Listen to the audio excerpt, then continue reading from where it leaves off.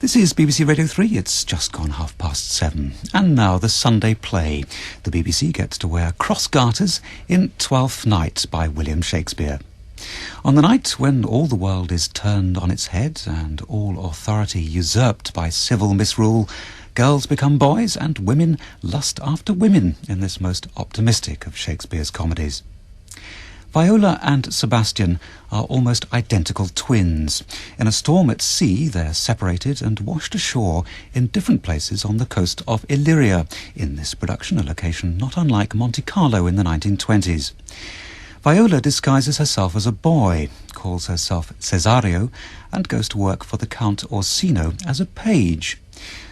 Before long, she's fallen in love with Orsino, but he is in love with the beautiful Olivia and sends Cesario to plead his suit.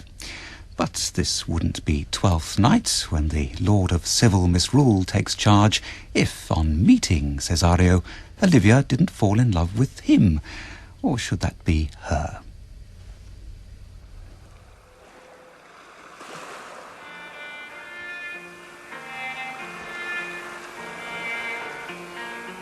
We present Twelfth Night by William Shakespeare. Twelfth Night.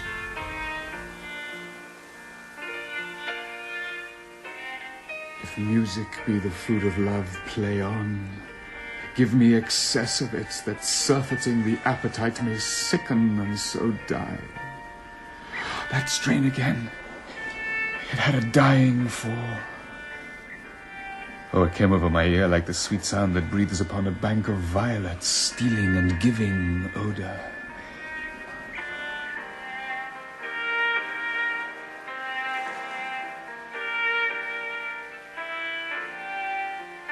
Enough, no more. 'Tis not so sweet now as it was before.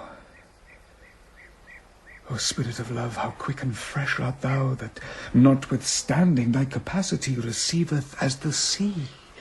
Naught enters there of what validity and pitch soe'er, but falls into abatement and low price, even in a minute. So full of shapes is fancy, that it alone is highly fantastical. Will you go hunt, my lord? What, Curio? The hart. Why, so I do, the noblest that I have. Oh, when mine eyes did see Olivia first, methought she purged the air of pestilence. That instant was I turned into a hart, and my desires like fell and cruel hounds ere since pursue me. How now? What news from her? So please, my lord, I might not be admitted, but from a handmaid do return this answer. The element itself till 7 years' heat shall not behold her face at ample view, but like a cloistress she will veiled walk, and water once a day her chamber round with eye-offending brine. All this to season a brother's dead love, which she would keep fresh and lasting in her sad remembrance. Oh. She that hath a heart of that fine frame to pay this debt of love but to a brother. How will she love when the rich golden shaft hath killed the flock of all affections else that live in her, when liver, brain, and heart, these sovereign thrones, are all supplied and filled, her sweet perfections, with one self-king? Away before me to sweet beds of flowers. Love thoughts lie rich when canopied with bowers.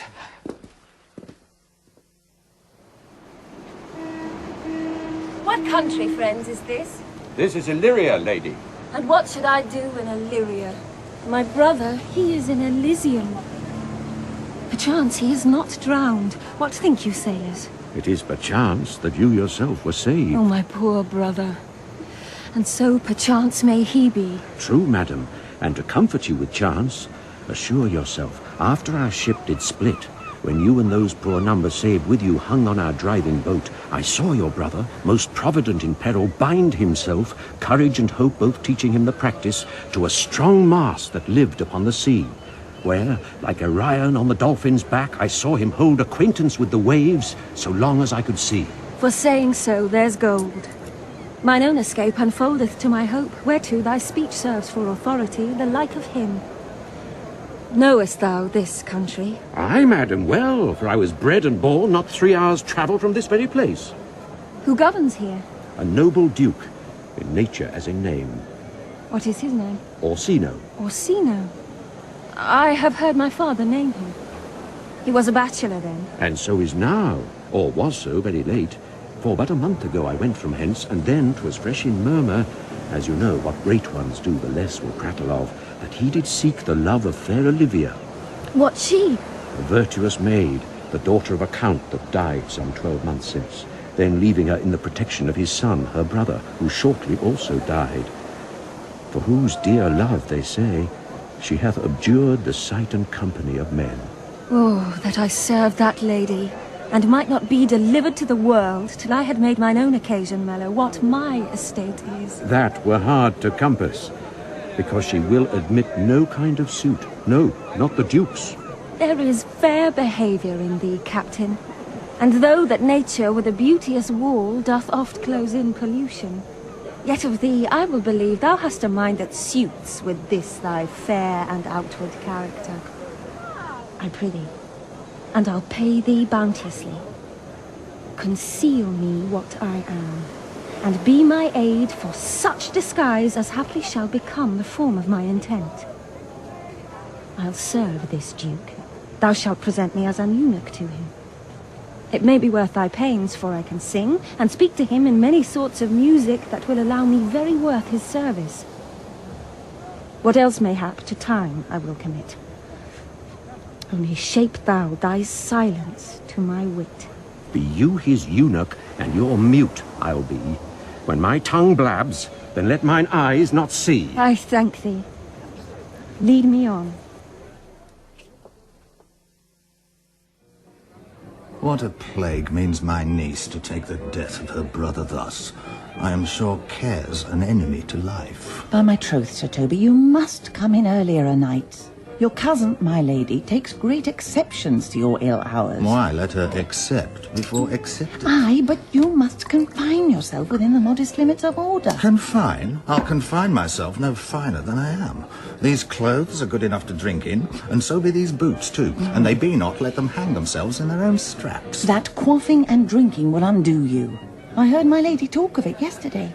And of a foolish knight that you brought in one night here to be her wooer. Who, Sir Andrew Egercheek? Aye, he. He's as tall a man as any's in Illyria. What's that to the purpose? Why, he has 3,000 ducats a year. Aye, but he'll have but a year in all these ducats. He's a very fool, and a prodigal. Fie that you'll say so. He plays with the vile de Gamboys, and speaks 3 or 4 languages, word for word, without book, and hath all the good gifts of nature. He hath indeed, all most natural. For besides that he's a fool, he's a great quarreller. And but that he had the gift of a coward to allay the gust he had in quarrelling, just thought among the prudent he would quickly have the gift of the grave. By this hand, they are scoundrels and substractors that say so of him. Who are they? They that add, moreover, he's drunk nightly in your company. With drinking healths to my niece. I'll drink to her as long as there is a passage in my throat and drink in Illyria. He is a coward and a coistrel that will not drink to my niece till his brains turn o' the toe like a parish top. What, wench? Castigliano Volgo, for here comes Sir Andrew Agueface. Sir Toby Belch. How now, Sir Toby Belch? Sweet Sir Andrew. Bless you, fair shrew. Oh, and you too, sir. Accost, Sir Andrew. Accost. What's that? My niece's chambermaid. Good Mistress Accost, I desire better acquaintance. My name is Mary, sir. Good Mistress Mary Accost. You mistake, knight. Accost is front her, board her, woo her, assail her. By my troth, I would not undertake her in this company. Is that the meaning of accost? Fare you well, gentlemen. And thou let part so, Sir Andrew, would thou mightst never draw sword again. And you part so, mistress, I would I might never draw sword again. Oh. Fair lady, do you think you have fools in hand? Now, sir, thought is free. I pray you, bring your hand to the buttery bar and let it drink. Wherefore? Sweetheart, what's your metaphor? It's dry, sir. Why, I think so. I am not such an ass, but I can keep my hands dry. But what's your jest? A dry jest, sir. Are you full of them? Why, sir, I have them at my fingers' ends. Marry, now I let go your hand, I am barren. Oh, no. night thou lackst a cup of canary. When did I see thee so put down? Never in your life, I think, unless you see canary put me down. Methinks sometimes I have no more wit than a Christian or an ordinary man has. But I am a great eater of beef, and I believe that does harm to my wit. No question. And I thought that I'd forswear it. I'll ride home tomorrow, Sir Toby. Pourquoi, my dear knight? What is pourquoi? Do or not do? I would I had bestowed that time in the tongues that I have in fencing, dancing, and bear-baiting. Oh, had I but followed the arts. Then hadst thou had an excellent head of hair. Why, would that have mended my hair? Past question, for thou seest it will not curl by nature. Oh, but it becomes me well enough, does it not? Excellent. It hangs like flax on a distaff, and I hope to see a huswife take thee between her legs and spin it off. Faith, I'll home tomorrow, Sir Toby. Your niece will not be seen, or if she be, it's 4 to 1 she'll none of me. The Count himself here hard by woos her. She'll none of the Count. She'll not match above her degree, neither in estate, years, nor wit. I have heard her sweat. Tut, there's life in't, man. I'll stay a month longer. I am a fellow of the strangest mind in the world. I delight in masks and revels, sometimes altogether. Art thou good at these kickshaws, knight? As any man in Illyria, whatsoever he be, under the degree of my betters, and yet I will not compare with an old man. What is thy excellence in a galliard, knight? Faith, I can cut a caper. And I can cut the mutton toot. And I think I have the back trick, simply as strong as any man in Illyria. Wherefore are these things hid? Wherefore have these gifts a curtain before 'em? Are they like to take dust, like Mistress Mal's picture? Why dost thou not go to church in a galliard and come home in a caranto? My very walk should be a jig. I would not so much as make water, but in a syncopace. What dost thou mean? Is it a world to hide virtues in? I did think, by the excellent constitution of thy leg, it was formed under the style of a galliard. Aye, 'tis strong, and it does indifferent well in a dun-coloured stock. Shall we set about some revels? What shall we do else? Were we not born under Taurus? Taurus? That's sides and heart. No, sir. It is legs and thighs. Let me see thee caper. Ha ha ha! Higher! Ha ha! Ha ha! Excellent! If the Duke continue these favours towards you, Cesario, you are like to be much advanced. He hath known you but 3 days, and already you are no stranger. You either fear his humour or my negligence, that you call in question the continuance of his love. Is he inconstant, sir, in his favours? No, believe me. I thank you. Here comes the Count. Saw Cesario, Earl? On your attendance, my lord, here. Stand you two aloof a while. Cesario, thou knowest no less but all. I have unclasped to thee the book even of my secret soul. Therefore, good youth, address thy gate unto her. Be not denied access, stand at her doors, and tell them their fixed foot shall grow till thou have audience. Sure, my noble lord, if she be so abandoned to her sorrow as it is spoke, she never will admit me. Be clamorous and leap all civil bounds rather than make unprofited return. Say I do speak with her, my lord, what then? Oh, then unfold the passion of my love. Surprise her with discourse of my dear faith. It shall become thee well to act my woes. She will attend it better in thy youth than in a nuncio's of more grave aspect. I think not so, my lord. Dear lad, believe it, for they shall yet belie thy happy years that say thou art a man. Diana's lip is not more smooth than Rubia's. Thy small pipe is as the maiden's organ, shrill and sound. And all is semblative a woman's part. I know thy constellation is right apt for this affair. Some 4 or 5 attend him. All, if you will. For I myself am best when least in company.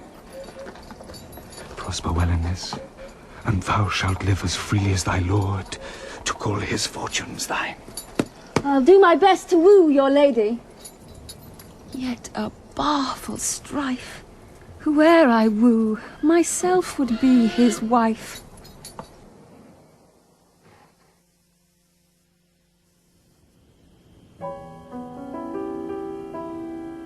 Nay, Feste, either tell me where thou hast been, or I will not open my lips so wide as a bristle may enter in way of thy excuse. My lady will hang thee for thy absence. Let her hang me. He that is well hanged in this world needs to fear no colours. Make that good. He shall see none to fear. A good Lenten answer. I can tell thee where that saying was born of I fear no colours. Where, good Mistress Mary? In the wars. And that you may be bold to say in your foolery. Well, God give them wisdom that have it, and those that are fools, let them use their talents. Yet you will be hanged for being so long absent, or to be turned away. Is that not as good as a hanging to you? Many a good hanging prevents a bad marriage. And for turning away, let summer bear it out. You're resolute, then? Not so neither, but I'm resolved on 2 points. That if one break, the other will hold? Or if both break, your gaskins fall? No, apt in good faith they apt. Well, go thy way. If Sir Toby would leave drinking, thou wert as witty a piece of Eve's flesh as any in Illyria. Oh, peace, you rogue. No more of that. Maria! Oh, here comes my lady. Make your excuse wisely. You were best. Wit and be thy will, put me into good fooling. Those wits that think they have thee do very oft prove fools, and I, that am sure I lack thee, may pass for a wise man. For what says Quinapolis? Better a witty fool than a foolish wit. God bless thee, lady. Take the fool away. Do you not hear, fellows? Take away the lady. Go to your dry, fool. I'll know more of you. Besides, you grow dishonest. 2 faults, Madonna, that drink and good counsel will amend. For, give the dry fool drink, then is the fool not dry. Bid the dishonest man mend himself. If he mend, he is no longer dishonest. If he cannot, let the botcher mend him. Anything that's mended is but patched. Virtue that transgresses is but patched with sin, and sin that amends is but patched with virtue. If that this simple syllogism will serve, so. If it will not, what remedy? As there is no true cuckold but calamity, so beauty's a flower. The lady bade take away the fool, therefore I say again, take her away. Sir, I bade them take away you. Misprision in the highest degree, lady, cucullus non facit monachum, which is as much as to say, I wear not motley in my brain. Good Madonna, give me leave to prove you a fool. Can you do it? Dexterously, good Madonna. Make your proof. I must catechize you for it, Madonna. Good my mouse, virtue, answer me. Well, sir, for want of other idleness, I'll bide your proof. Good Madonna, why mourn'st thou? Good fool, for my brother's death. I think his soul is in hell, Madonna. I know his soul is in heaven, fool. The more fool Madonna to mourn for her brother's soul being in heaven. Take away the fool, gentlemen. What think you of this fool, Malvolio? Doth he not mend? Yes, and shall do till the pangs of death shake him. Infirmity that decays the wise doth ever make the better fool. God send you, sir, a speedy infirmity for the better increasing your folly. Sir Toby will be sworn that I am no fox, but he will not pass his word for twopence that you are no fool.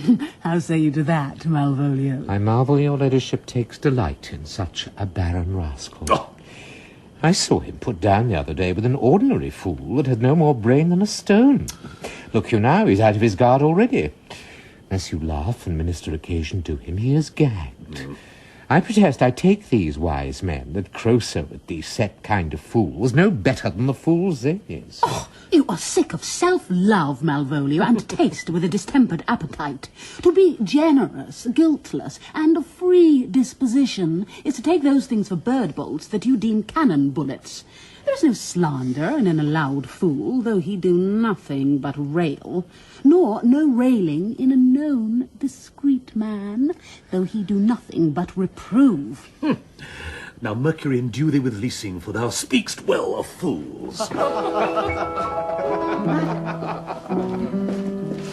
There is at the gate a young gentleman much desires to speak with you. From the Count Orsino, is it? I know not, madam.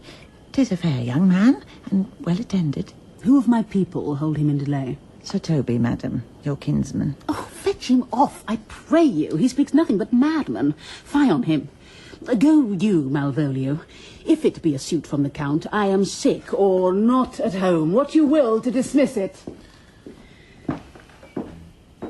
Now you see, sir, how your fooling grows old and people dislike it. Thou spoke for us, Madonna, as if thy eldest son should be a fool, whose skull Jove crammed with brains for... Oh, here he comes. One of thy kin has a most weak piamata. By mine honour, half drunk. What is he at the gate, cousin? A gentleman. A gentleman? What gentleman? 'Tis a gentleman here. Plague of these pickled herring. Ah, how now, sot? Good Sir Toby. Cousin, how have you come so early by this lethargy? Lechery? I defy lechery. There's one at the gate. Aye, marry, what is he? Let him be the devil, and he will, I care not. Give me faith, say I. Well, it's all one. What's a drunken man like, fool? Like a drowned man, a fool, and a madman. Hmm? One draught above heat makes him a fool, the second mads him, and the third drowns him. Go thou and seek the crowner, and let him sit over cuz, for he's in the third degree of drink. He's drowned. Go, look after him. He is but mad yet, Madonna, and the fool shall look to the madman. Madam. Oh. Madam, yon young fellow swears he will speak with you. I told him you were sick. He takes on him to understand so much, and therefore comes to speak with you. I told him you were asleep. He seemed to have a foreknowledge of that too, and therefore comes to speak with you. What's to be said to him, lady? He's fortified against any denial. Tell him he shall not speak with me. He has been told so, and he says he'll stand at your door like a sheriff's post and be the support to a bench, but he'll speak with you. What kind of man is he? Why, of mankind. What manner of man? A very ill manner. He'll speak with you, will you or no? Of what personage and years is he? Not yet old enough for a man, nor young enough for a boy. As a squash is before 'tis a peace cod, or a codling when 'tis almost an apple. 'Tis with him in standing water between boy and man. He is very well favoured, and he speaks very shrewishly. One would think his mother's milk were scarce out of him. Let him approach. Call in my gentlewoman. Gentlewoman? Aye. My lady calls. Give me my veil. Come, throw it o'er my face. We'll once more hear Orsino's embassy. The Honourable Lady of the House, which is she? Speak to me, I shall answer for her. Your will? Most radiant, exquisite, and unmatchable beauty. I pray you, tell me if this be the Lady of the House, for I never saw her. I would be loath to cast away my speech, for besides that it is excellently well penned, I have taken great pains to con it. Good beauties, let me sustain no scorn. I am very comfortable even to the least sinister usage. Whence came you, sir? I can say little more than I have studied, and that question's out of my part. Good gentle one, give me modest assurance, if you be the lady of the house, that I may proceed in my speech. Are you a comedian? No, my profound heart. And yet by the very fangs of malice, I swear I am not that I play. Are you the lady of the house? If I do not usurp myself, I am. I certainly, if you are she, you do usurp yourself. For what is yours to bestow is not yours to reserve. But this is from my commission. I will on with my speech in your praise, then show you the heart of my message. Look, come to what is important, and I forgive you the praise. Alas, I took great pains to study it, and 'tis poetical. It is the more like to be feigned. I pray you, keep it in. I heard you were saucy at my gates, and allowed your approach rather to wonder at you than to hear you. If you be not mad, be gone. If you have reason, be brief. 'Tis not that time of mood with me to make one in so skipping a dialogue. Will you hoist sail, sir? Here lies your way. No, good swabber, and hull here a little longer. Some mollification for your giant, sweet lady.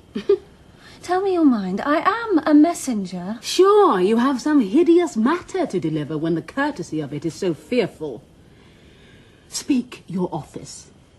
It alone concerns your ear. I bring no overture of war, no taxation of homage. I hold the olive in my hand. My words are as full of peace as matter. Yet you began rudely. What are you? What would you? The rudeness that hath appeared in me have I learned from my entertainment. What I am and what I would are as secret as maidenhead. To your ears, divinity. To any others, profanation. Give us the place alone. Madam? Most sweet lady. A comfortable doctrine, and much may be said of it. Where lies your text? In Orsino's bosom. In his bosom. In what chapter of his bosom? To answer by the method, in the first of his heart. Oh, I have read it. It is heresy. Have you no more to say? Good madam, let me see your face. Have you any commission from your lord to negotiate with my face? You are now out of your text. But we will draw the curtain and show you the picture. Look you, sir. Such a one I was, this present is not well done. Excellently done, if God did all. 'Tis ingrain, sir, 'twill endure wind and weather.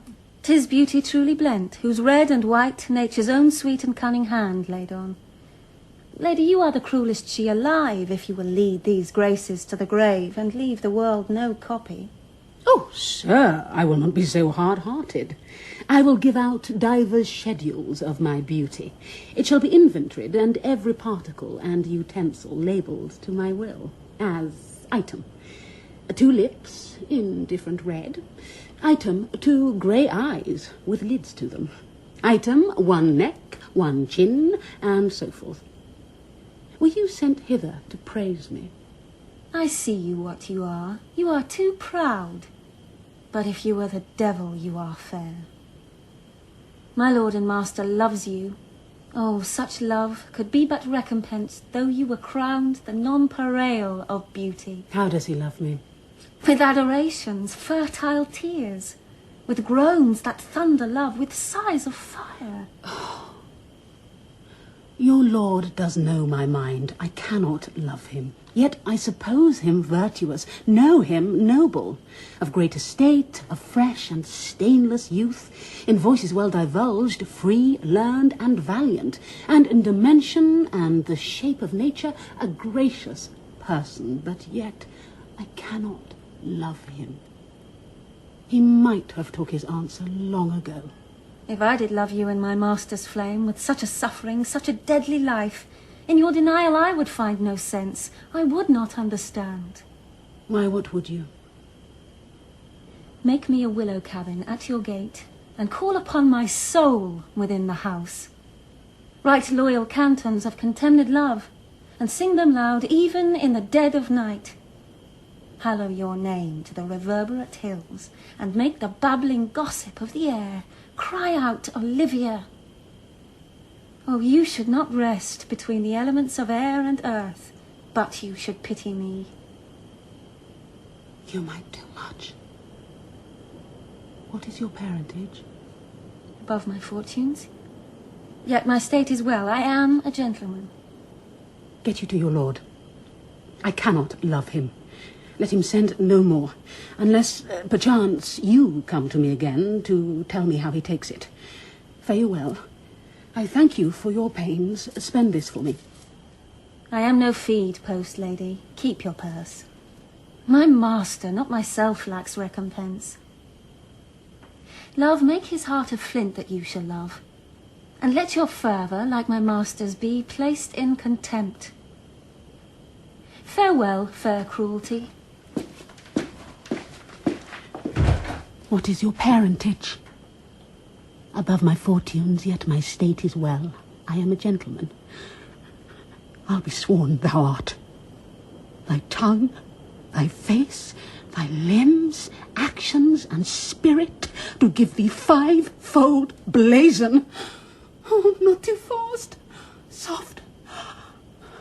Soft. Unless the master were the man. How now? Even so quickly may one catch the plague? Methinks I feel this youth's perfections with an invisible and subtle stealth to creep in at mine eyes. Well, let it be. What ho, Malvolio! Here, madam, at your service. Run after that same peevish messenger, the county's man. He left this ring behind him. Would I or not? Tell him I'll none of it. Desire him not to flatter with his lord, nor hold him up with hopes. I am not for him. If that the youth will come this way tomorrow, I'll give him reasons for it. Hie thee, Malvolio. Madam, I will. I do, I know not what, and fear to find mine eye too great a flatterer for my mind. Fate, show thy force. Ourselves we do not owe.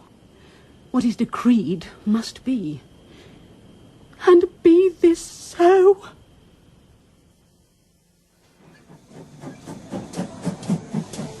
Will you stay no longer, nor will you not that I go with you? By your patience, no, Antonio. My stars shine darkly over me. The malignancy of my fate might perhaps distemper yours. Therefore I shall crave of you your leave, that I may bear my evils alone. It were a bad recompense for your love to lay any of them on you. Let me yet know of you, whither you are bound. No, sooth, sir. My determinate voyage is mere extravagancy. But I perceive in you so excellent a touch of modesty that you will not extort from me what I am willing to keep in. Therefore it charges me in manners the rather to express myself. You must know of me then, Antonio. My name is Sebastian, which I called Roderigo. My father was that Sebastian of Messaline, whom I know you have heard of. He left behind him myself and a sister, both born in an hour. If the heavens had been pleased, would we had so ended. But you, sir, altered that. For some hour before you took me from the breach of the sea was my sister drowned. Alas the day. A lady, sir, though it was said she much resembled me, was yet of many accounted beautiful. But though I could not with such estimable wonder overfar believe that, yet thus far I will boldly publish her. She bore a mind that envy could not but call fair. She is drowned already, sir, with salt water, though I seem to drown her remembrance again with more. Pardon me, sir, your bad entertainment. Oh, good Antonio, forgive me your trouble. If you will not murder me for my love, let me be your servant. If you will not undo what you have done, that is, kill him whom you have recovered, desire it not. Fare you well at once. My bosom is full of kindness, and I am yet so near the manners of my mother that upon the least occasion more mine eyes will tell tales of me. I am bound to the Count Orsino's court. Farewell. The gentleness of all the gods go with thee. I have many enemies in Orsino's court, else would I very shortly see thee there. But come what may, I do adore thee so that danger shall seem sport, and I will go. Were you not even now with the Countess Olivia? Even now, sir. On a moderate pace I have since arrived, but hither. She returns this ring to you, sir.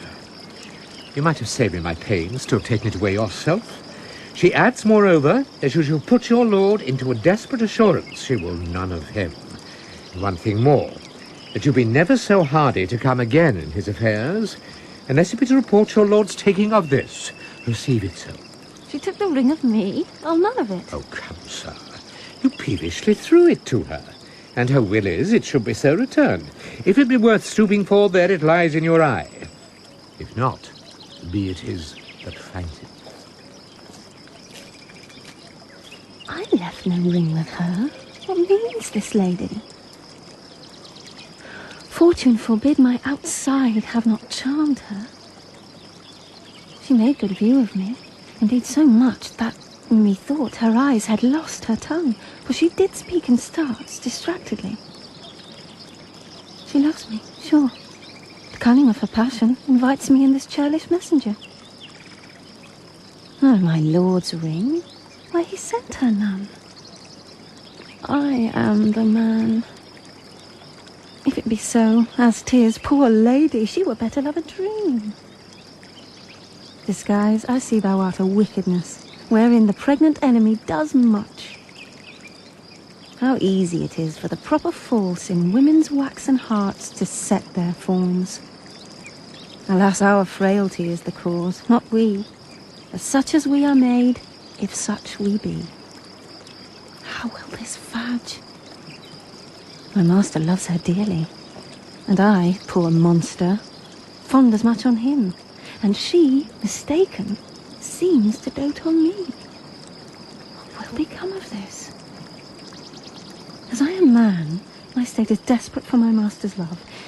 As I am woman, now, alas the day, what thriftless sigh shall poor Olivia breathe?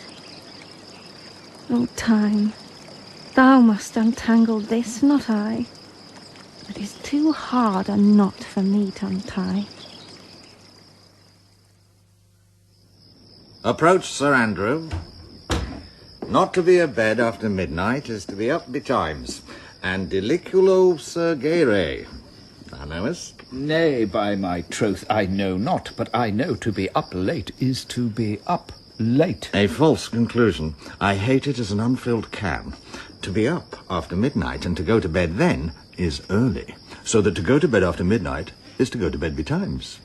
Does not our lives consist of the 4 elements? Faith, so they say, but I think it rather consists of eating and drinking. That a scholar. Let us therefore eat and drink. Marion, I say, a stoup of wine. Here comes the fool, Faith.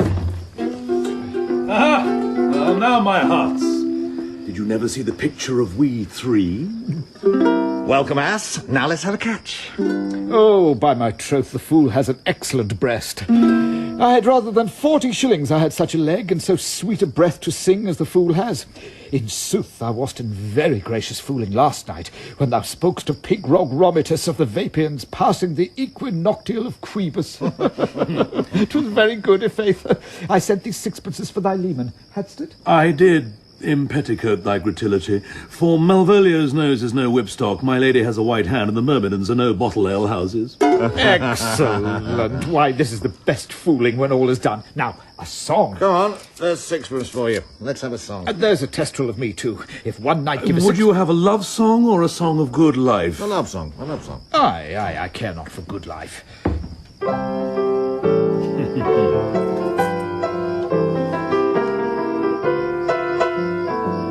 Oh, mistress mine, where are you roaming? Oh, stay and hear your true love's coming, that can sing both high and low. Trip no further, pretty sweeting, journey's end in lovers' meeting. Every wise man's son doth know. Excellent, good i'faith. Good. What is love? 'Tis not hereafter. Present mirth hath present laughter. What's to come is still unsure. In delay there lies no plenty. Then come and kiss me, sweet and 20. Youth's stuff will not endure. A mellifluous voice, as I am true knight. Contagious breath. Very sweet and contagious, i'faith. To hear by the nose, it is dulcet in contagion. But shall we make the welkin dance indeed? Shall we rouse the night owl in a catch that will draw 3 souls out of one weaver? Shall we do that? And you love me. Let's do it. I am dog at a catch. My lady, sir, some dogs will catch well. Most certain. Let our catch be thou knave. Hold thy peace, thou knave, knight. I shall be constrained to call thee knave, knight. Oh, 'tis not the first time I have constrained one to call me knave. Begin, fool. It begins. Hold thy peace. I shall never begin if I hold my peace. Good, i'faith. Come, begin.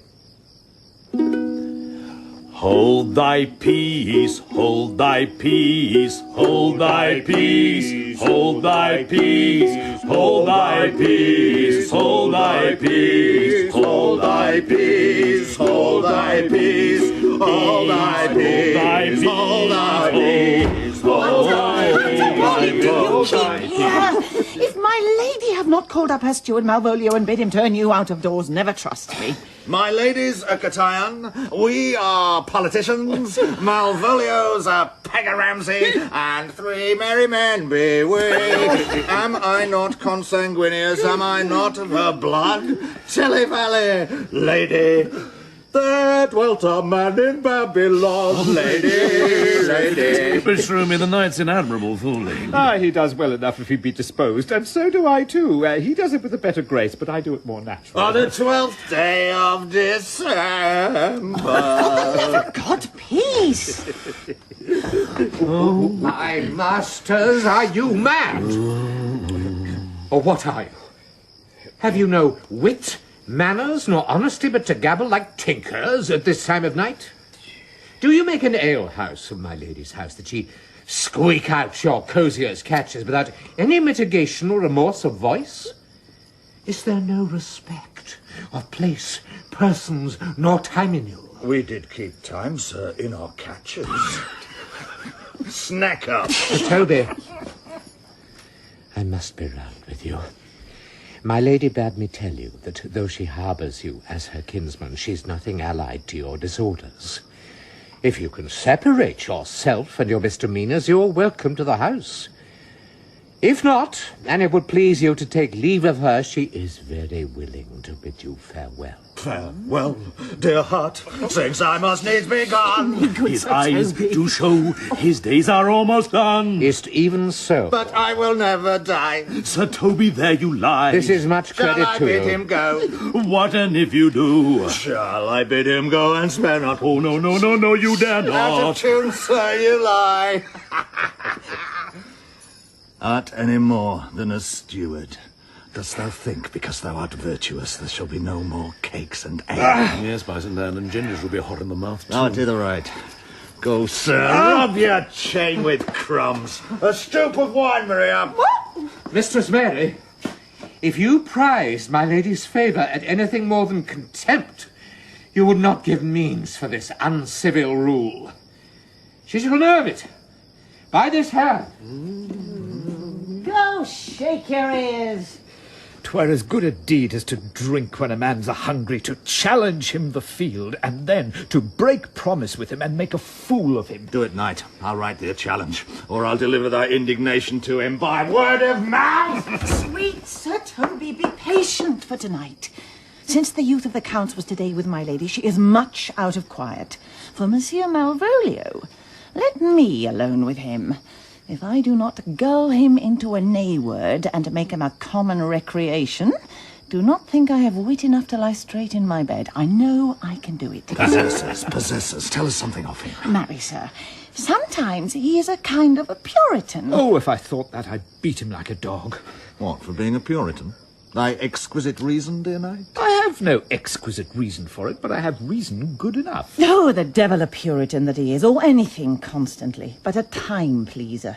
An affectioned ass that cons state without book and utters it by great swathes. The best persuaded of himself, so crammed, as he thinks, with excellencies, that it is his grounds of faith that all that look on him love him. And on that vice in him will my revenge find notable cause to work. What wilt thou do? I will drop in his way some obscure epistles of love, wherein, by the colour of his beard, the shape of his leg, the manner of his gait, the expression of his eye, forehead, and complexion, he shall find himself most feelingly personated. I can write very like my lady, your niece. On a forgotten matter, we can hardly make distinction of our hands. Excellent. I smell a device. I have it in my nose, too. He shall think by the letters that thou wilt drop that they come from my niece, and that she's in love with him. My purpose is indeed a horse of that colour. And your horse now would make him an ass. Ass, I doubt not. Oh, 'twill be admirable. Sport royal, I warrant you. I know my physic will work with him. I will plant you two, and let the fool make a third. Where he shall find the letter, observe his construction of it. For this night, to bed, and dream on the event. Farewell. Good night, Penthesilea. Before me, she's a good wench. She's a beagle true bred, and one that adores me. What of that? I was adored once, too. Let's to bed, knight. Thou hadst need sent for more money. If I cannot recover your niece, I am a foul way out. Send for money, knight. If thou hast her not in the end, call me cut. If I do not, never trust me. Take it how you will. Come, I'll go burn some sack. 'Tis too late to go to bed now. Come, knight. Come, knight.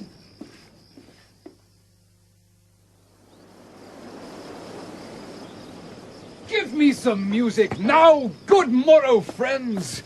Now, good Cesario, but that piece of song, that old and antique song we heard last night, methought it did relieve my passion much more than light airs and recollected terms of these most brisk and giddy-paced times.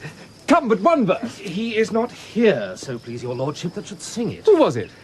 Feste the Jester, my lord. A fool that the Lady Olivia's father took much delight in. He is about the house. Seek him out, and play the tune a while. My lord. Come hither, boy. If ever thou shalt love in the sweet pangs of it, remember me. For much as I am, all true lovers are, unstaid and skittish in all motions else, save in the constant image of the creature that is beloved. How does I like this tune? It gives a very echo to the seat where love is throned. Oh, thou dost speak masterly. My life upon it, young though thou art, thine eye hath stayed upon some favour that it loves, hath it not, boy? A little by your favour. What kind of woman is't? Of your complexion. She's not worthy, then. What years of faith? About your years, my lord. Too old, by heaven. Let still the woman take an elder than herself, so wear she to him, so sway she level in her husband's heart. For boy, however we do praise ourselves, our fancies are more giddy and unfirm, more longing, wavering, sooner lost and worn than women's are. I think it well, my lord. Then let thy love be younger than thyself, or thy affection cannot hold the bent, for women are as roses, whose fair flower being once displayed doth fall that very hour. And so they are. Alas that they are so, to die e'en when they to perfection grow. Oh, my lord. Fellow, come! The song we had last night. Markets as Ariotes old and plain, the spinsters and the knitters in the sun, and the free maids that weave their thread with bones that used to chant it. Oh, it's his silly sooth. And dallies with the innocence of love, like the old age. Are you ready, sir? Aye, pretty sing.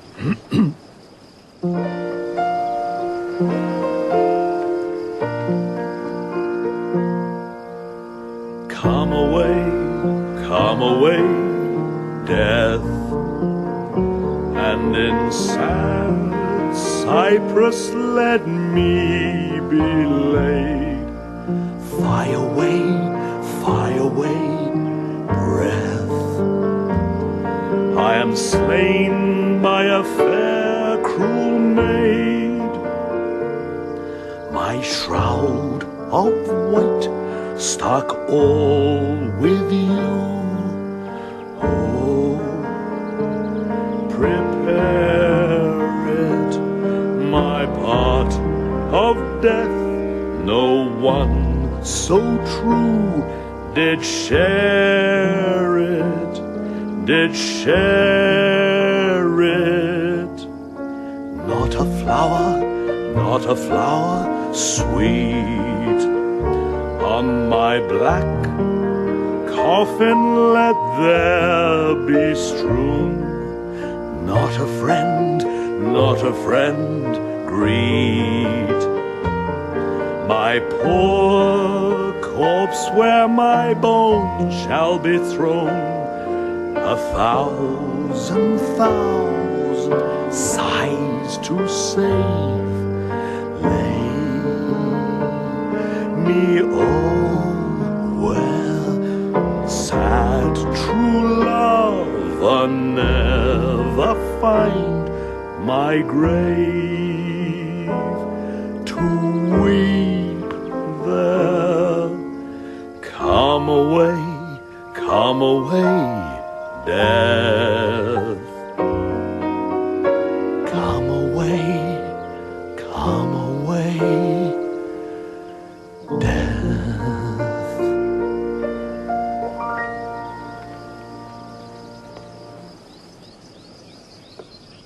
There's for thy pains.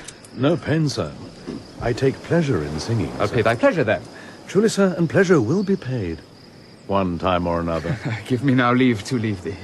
Now the melancholy god protect thee, and the tailor make thy doublet of changeable taffeta, for thy mind is very opal. I would have men of such constancy put to sea, that their business might be everything, and their intent everywhere, for that's it that always makes a good voyage of nothing. Farewell. Let all the rest give place. My lord. Once more, Cesario, get thee to yon same sovereign cruelty. Tell her my love, more noble than the world, prizes not quantity of dirty lands, the parts that fortune hath bestowed upon her. Tell her I hold as giddily as fortune, but 'tis that miracle and queen of gems that nature pranks her in attracts my soul. But if she cannot love you, sir, It cannot be so answered. sooth but you must. Say that some lady, as perhaps there is, hath for your love as great a pang of heart as you have for Olivia. You cannot love her, you tell her so. Must she not then be answered? There is no woman's sides can bide the beating of so strong a passion as love doth give my heart. No woman's heart so big to hold so much, they lack retention. Alas, their love may be called appetite, no motion of the liver, but the palate that suffers surfeit, cloyment, and revolt. But mine is all as hungry as the sea. and can digest as much. Make no compare between that love a woman can bear me and that I owe Olivia. Aye, but I know. What dost thou know? Too well what love women to men may owe. In faith, they are as true of heart as we. My father had a daughter loved a man, as it might be, perhaps, were I a woman, I should your lordship. And what's her history? A blank, my lord. She never told her love, but let concealment, like a worm i' the bud, feed on her damask cheek. She pined in thought, and with a green and yellow melancholy, she sat like Patience on a monument, smiling at grief. Was not this love indeed? We men may say more, swear more, but indeed our shows are more than will, for still we prove much in our vows, but little in our love. But died thy sister of her love, my boy? I am all the daughters of my father's house, and all the brothers too, and yet I know not. Sir, shall I to this lady? Aye, that's the theme. To her in haste. Give her this jewel, say, my love can give no place. Bide no delay.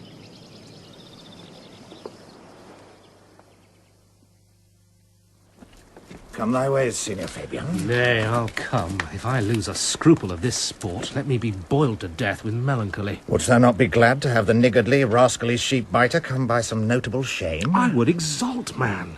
You know how he brought me out of favour with my lady about a bear-baiting here? To anger him, we'll have the bear again, and we will fool him black and blue. Shall we not, Sir Andrew? And we do not. It is pity of our lives. Ah, here comes the little villain. How now, my metal of India? Get ye all three into the box tree. Malvolio's coming down this walk. He has been yonder in the sun, practising behaviour to his own shadow this half hour. Observe him for the love of mockery, for I know this letter will make a contemplative idiot of him. Close in the name of jesting. Lie thou there, letter, for here comes the trout that must be caught with tickling. 'Tis but fortune. All is fortune. Maria once told me she'd affect me, and I've heard herself come thus near that should she fancy, it should be one of my complexion. Besides, she uses me with a more exalted respect than anyone else that follows her. What should I think on't? Here's an overweening rogue. Oh, peace. Contemplation makes a rare turkey cock of him. How he jets under his advanced plumes. Slight, I could so beat the rogue. Peace, I say. To be Count Malvolio. Pistol him, pistol him. Peace, peace. There is example for it. The lady of the straight-chain married the yeoman of the wardrobe. Fie on him, Jezebel. Oh, peace. Now he's deeply in. Look how imagination blows him.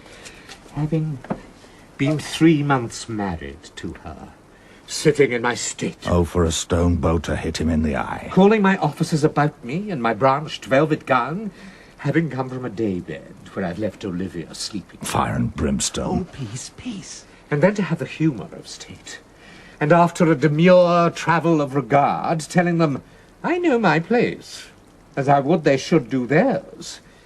To ask for my kinsman, Toby. Bolts and shackles. Oh, peace, peace, peace. 7 of my people, with an obedient start, make out for him. I frown a while, and perchance wind up my watch, or play with my, some rich jewel. Toby approaches, curtsies there to me. Shall this fellow live? Though our silence be drawn from us with cars, yet peace. I extend my hand to him, thus, quenching my familiar smile with an austere regard of control. And does not Toby take you a blow of the lips, then? Saying, Cousin Toby, my fortunes having cast me on your niece, give me this prerogative of speech. What?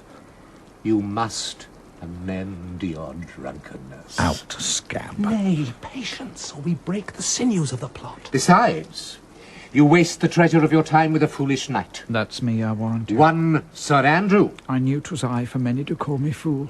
Oh, what employment have you here? Now is the woodcock near the gin. Oh, peace, and the spirit of humours intimate reading aloud to him. By my life, this is my lady's hand. These be her very C's, her U's, and her T's. And thus makes she her great P's. It is in contempt of question her hand. Her C's, her U's, and her T's? Why that? To the unknown beloved, this and my good wishes are very phrases. By your leave, wax. Soft, and the impressure her Lucrece, with which she uses to seal. 'Tis my lady. To whom should this be? This wins him liver and all. Jove knows I love, but who? Lips do not move. No man must know. No man must know what follows. The numbers altered. No man must know. If this should be thee, Malvolio. Marry, hang thee, Brock.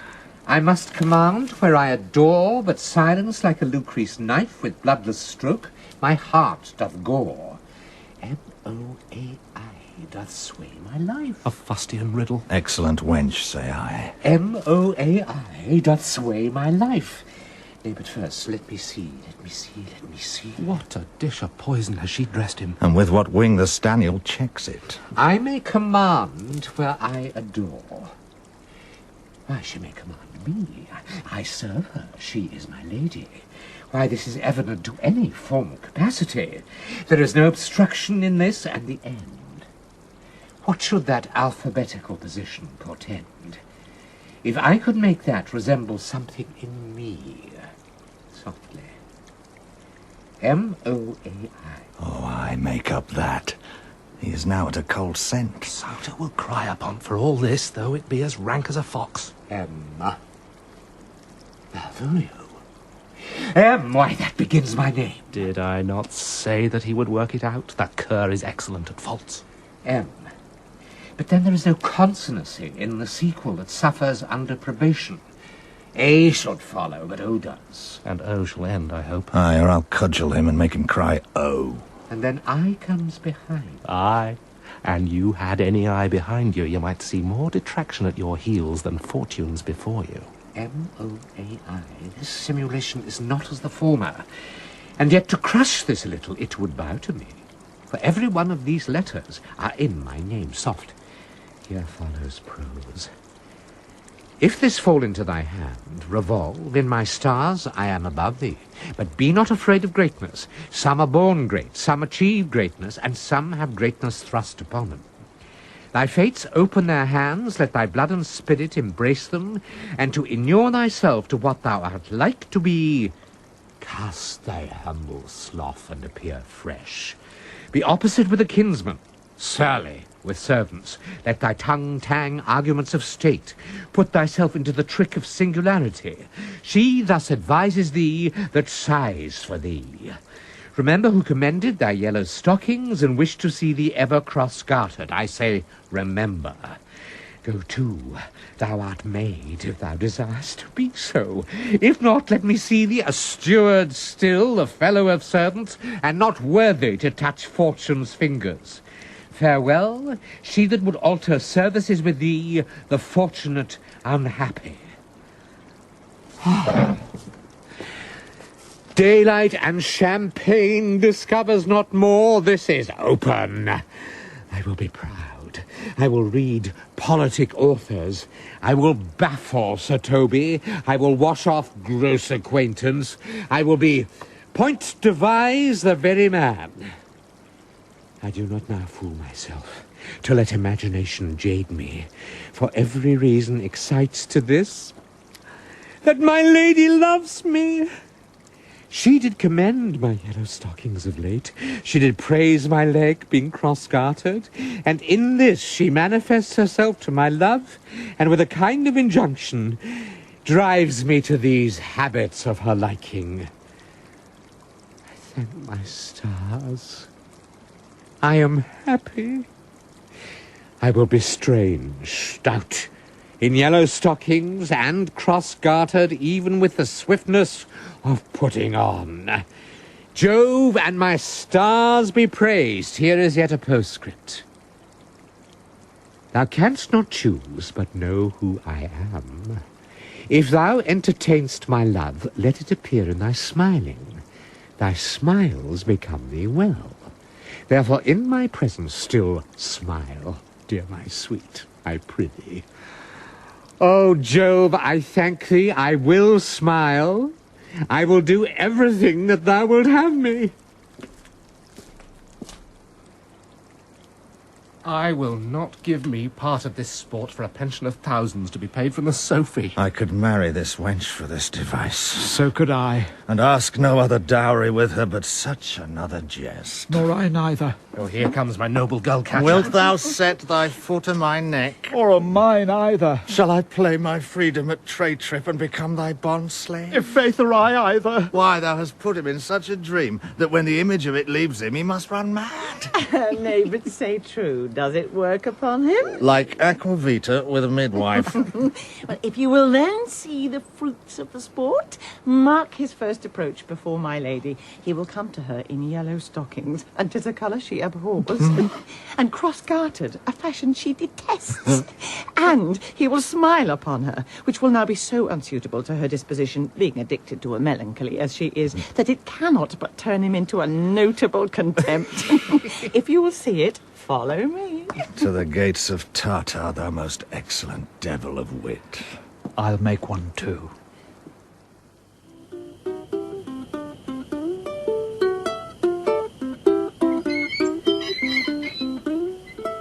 Save thee, friend, and thy music.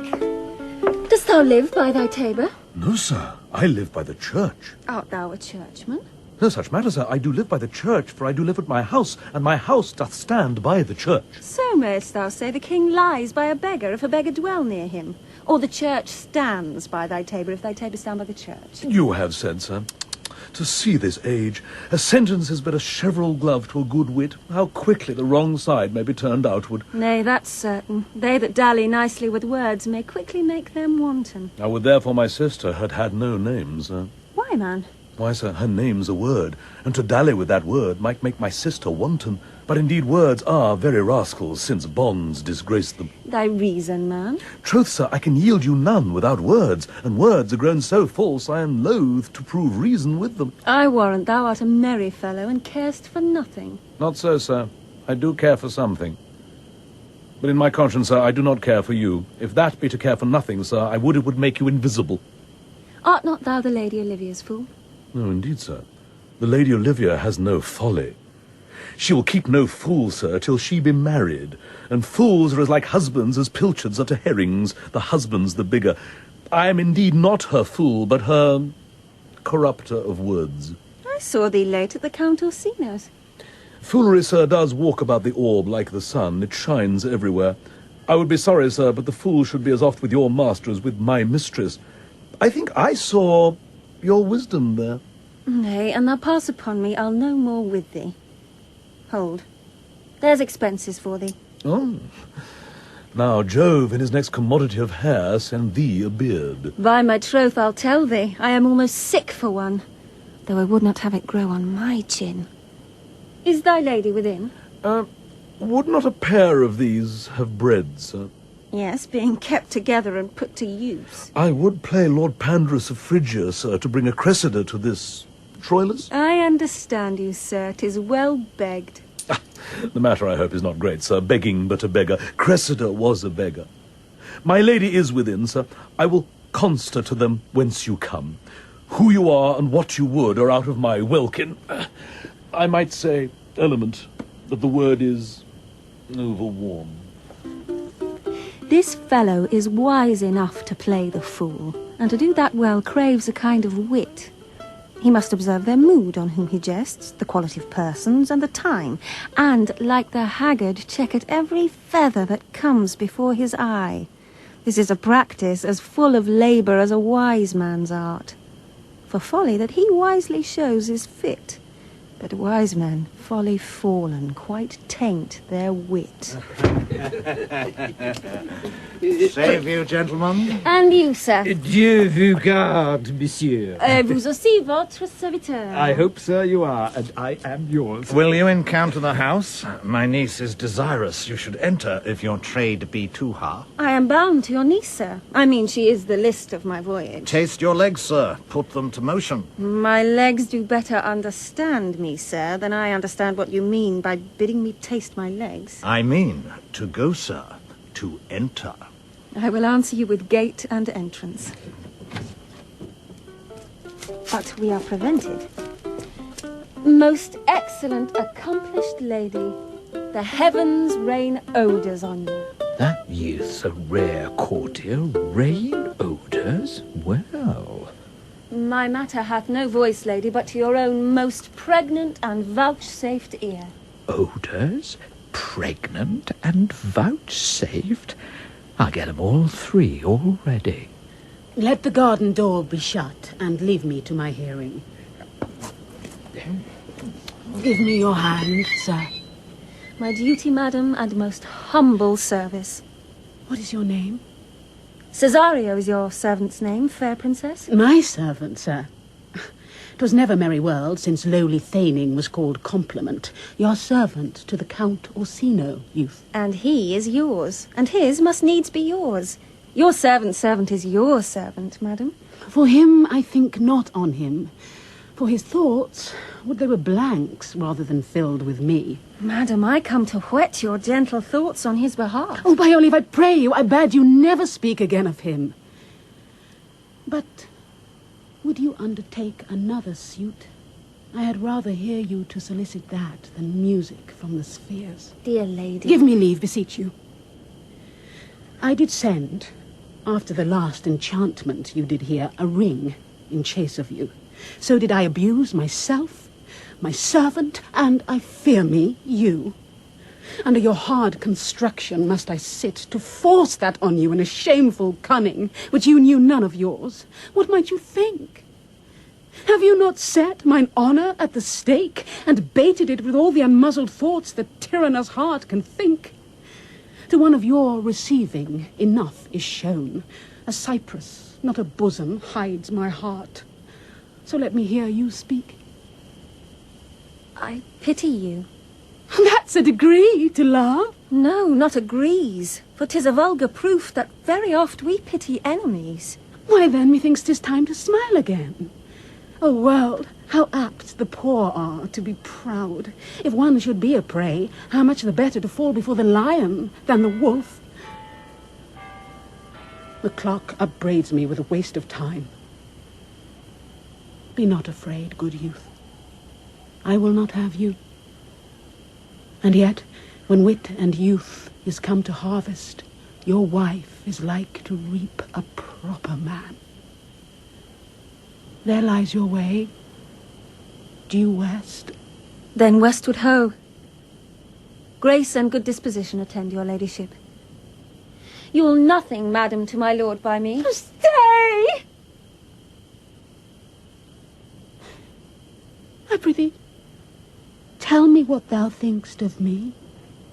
That you do think you are not what you are. If I think so, I think the same of you. Then think you right. I am not what I am. I would you were as I would have you be. Would it be better, madam, than I am? I wish it might, for now I am your fool. Oh, what a deal of scorn looks beautiful in the contempt and anger of his lip. The murderous guilt shows not itself more soon than love that would seem hid. Love's night is noon. Cesario, by the roses of the spring, by maidhood, honour, truth, and everything, I love thee so, that mock all thy pride, nor wit nor reason can my passion hide. Do not extort thy reasons from this clause, for that I woo, thou therefore hast no cause, but rather reason, thus with reason fetter. Love sought is good, but given unsought is better. By innocence I swear, and by my youth, I have one heart, one bosom, and one truth, and that no woman has, nor never none shall be mistress of it, save I alone. And so adieu, good madam. Never more will I my master's tears to you deplore. Yet come again, for thou perhaps mayst move that heart which now abhors to like his love.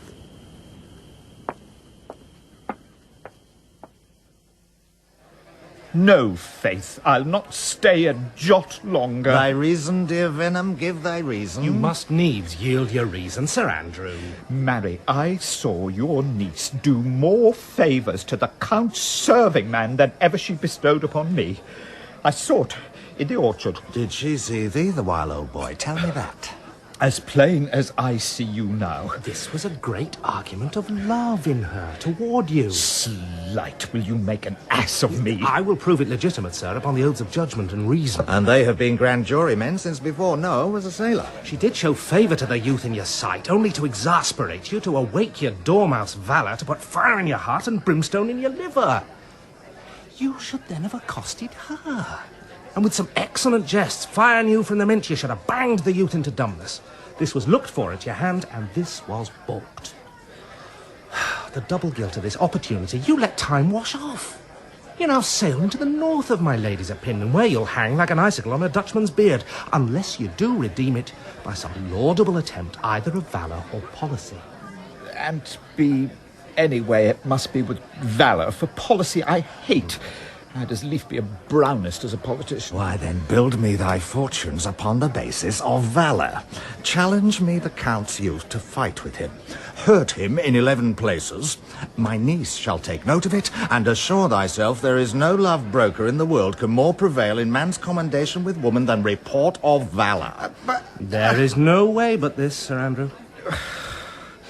Will either of you bear me a challenge to him? Go, write it in a martial hand. Be cursed and brief. It is no matter how witty, so it be eloquent and full of invention. Taunt him with the license of ink. If thou thouest him some thrice, it shall not be amiss, and as many lies as will lie in thy sheet of paper, although the sheet were big enough for the bed of ware in England. Set 'em down, go about it. Let there be gall enough in thy ink, though thou write with a goose pen, no matter. About it. Where shall I find you? We'll call thee at thy cubiculo. Go. This is a dear mannequin to you, Sir Toby. I have been dear to him, lad, some 2,000 strong or so. Oh, we shall have a rare letter from him. But you'll not deliver it. Never trust me, then. And by all means, stir on the youth to an answer. I think oxen and wain ropes cannot hail them together. For Andrew, if he were opened and you find so much blood in his liver as will clog the foot of the flea, I'll eat the rest of the anatomy. And his opposite, the youth, bears in his visage no great presage of cruelty.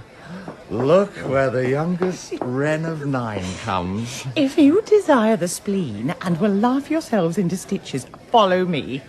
Yond gull, Malvolio, is turned heathen, a very renegado, for there is no Christian that means to be saved by believing rightly can ever believe such impossible passages of grossness. He's in yellow stockings. And cross-gartered. Most villainously, like a pedant that keeps a school at the church. I have dogged him like his murderer. He does obey every point of the letter that I dropped to betray him. He does smile his face into more lines than is in the new map, with the augmentation of the Indies. You have not seen such a thing as 'tis. I can hardly forbear hurling things at him. I know my lady will strike him, and if she do, he'll smile and take it for a great favour. Come, bring us where he is.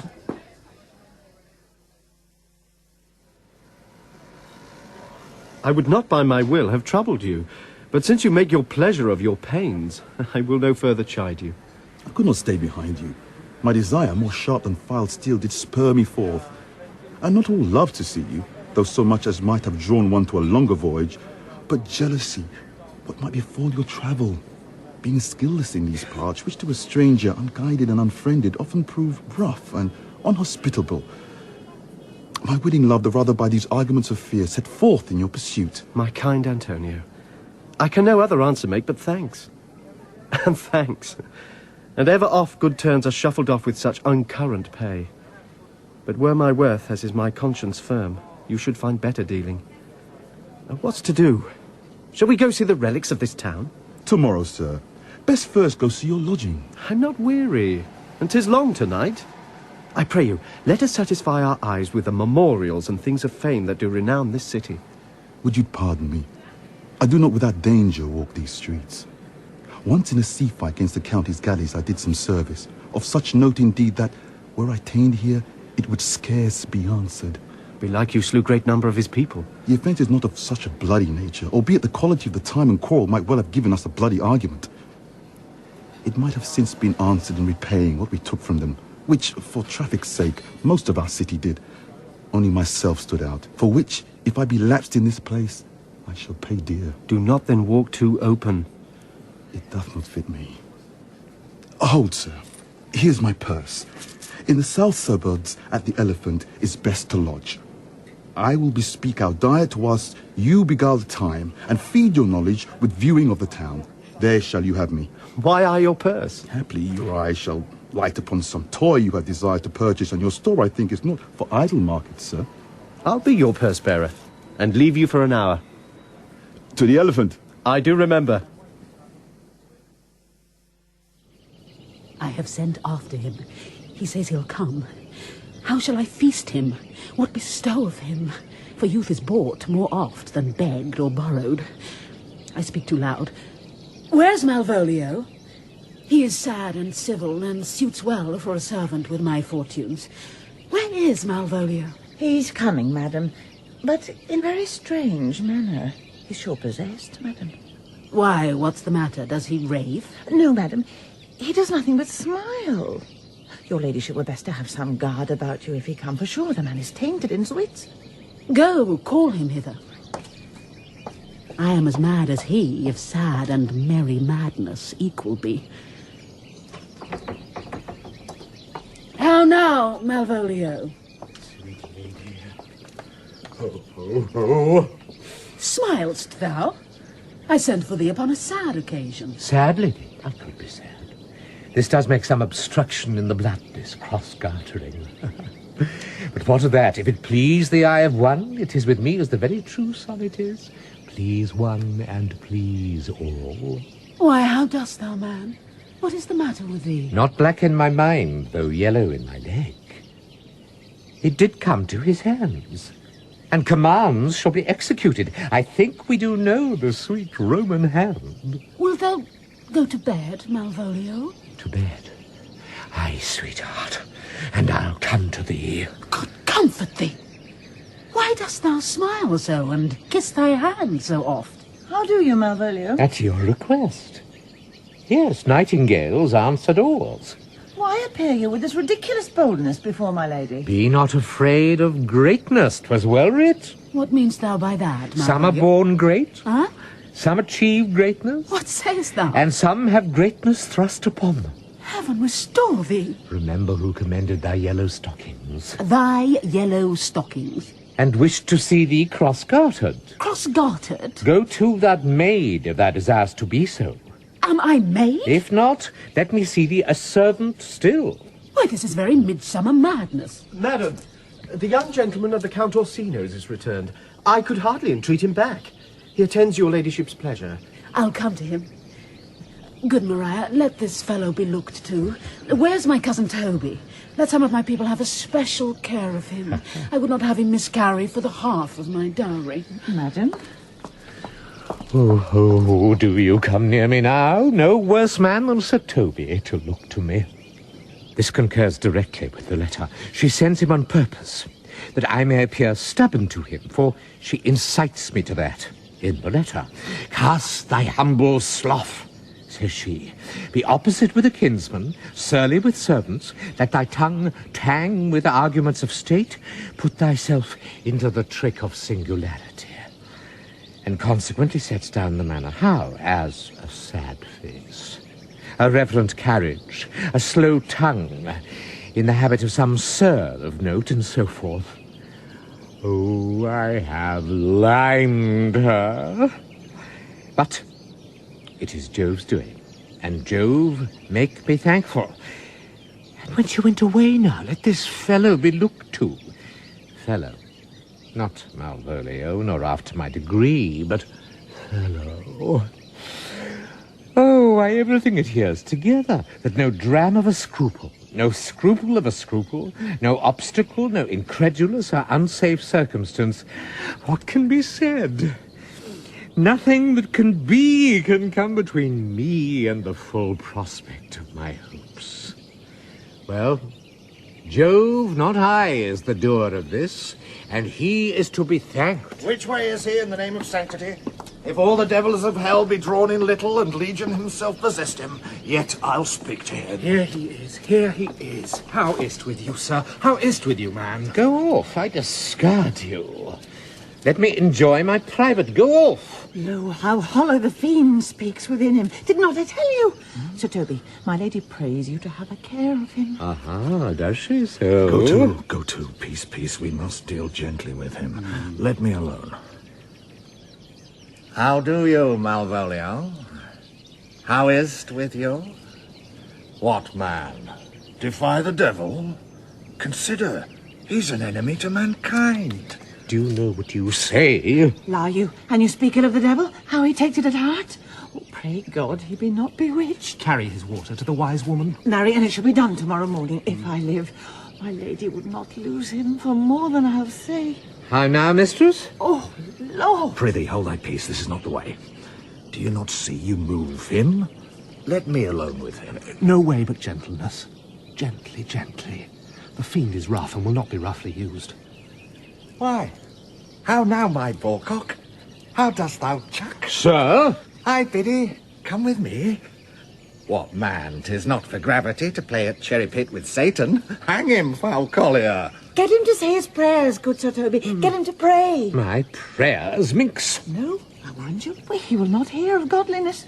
Go hang yourselves all, you are idle, shallow things. I am not of your element. You shall know more hereafter. Is it possible? If this were played upon a stage now, I could condemn it as an improbable fiction. His very genius hath taken the infection of the device man. Nay, pursue him now, lest the device take air and taint. Why, we shall make him mad indeed. The house will be the quieter. Come, we'll have him in a dark room and bound. My niece is already in the belief that he's mad. We may carry it thus for our pleasure and his penance till our very pastime, tired out of breath, prompt us to have mercy on him. At which time we will bring the device to the bar and crown thee for a finder of madmen. But see.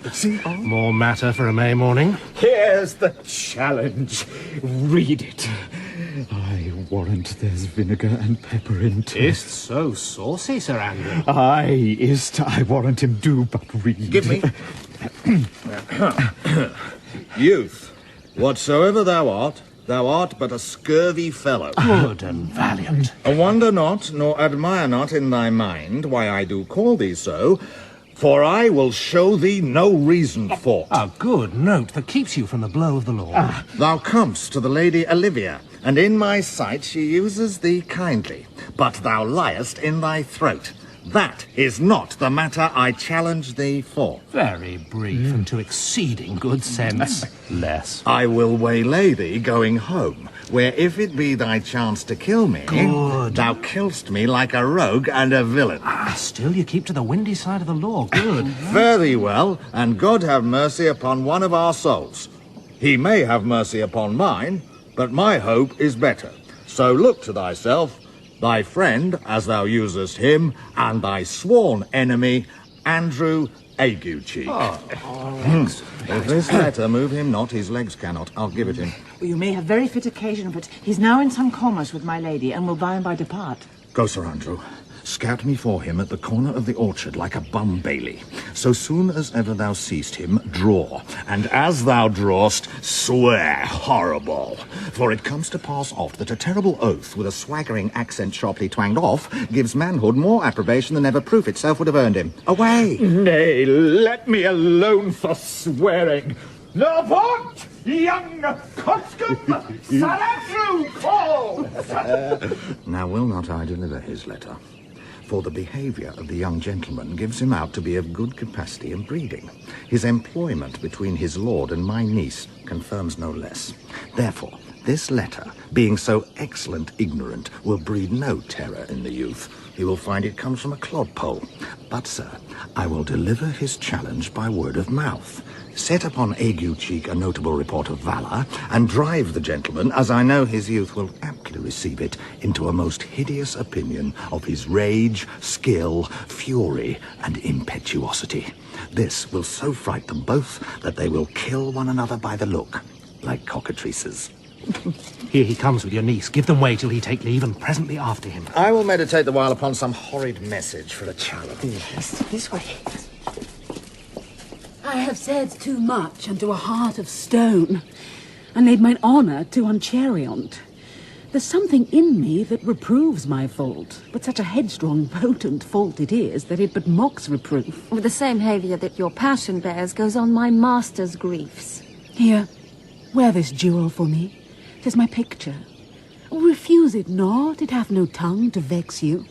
And I beseech you, come again tomorrow. What shall you ask of me that I'll deny, that honour saved may upon asking give? Nothing but this, your true love for my master. How with mine honour may I give him that which I have given to you? I will acquit you. Well, come again tomorrow. Fare thee well. A fiend like thee might bear my soul to hell.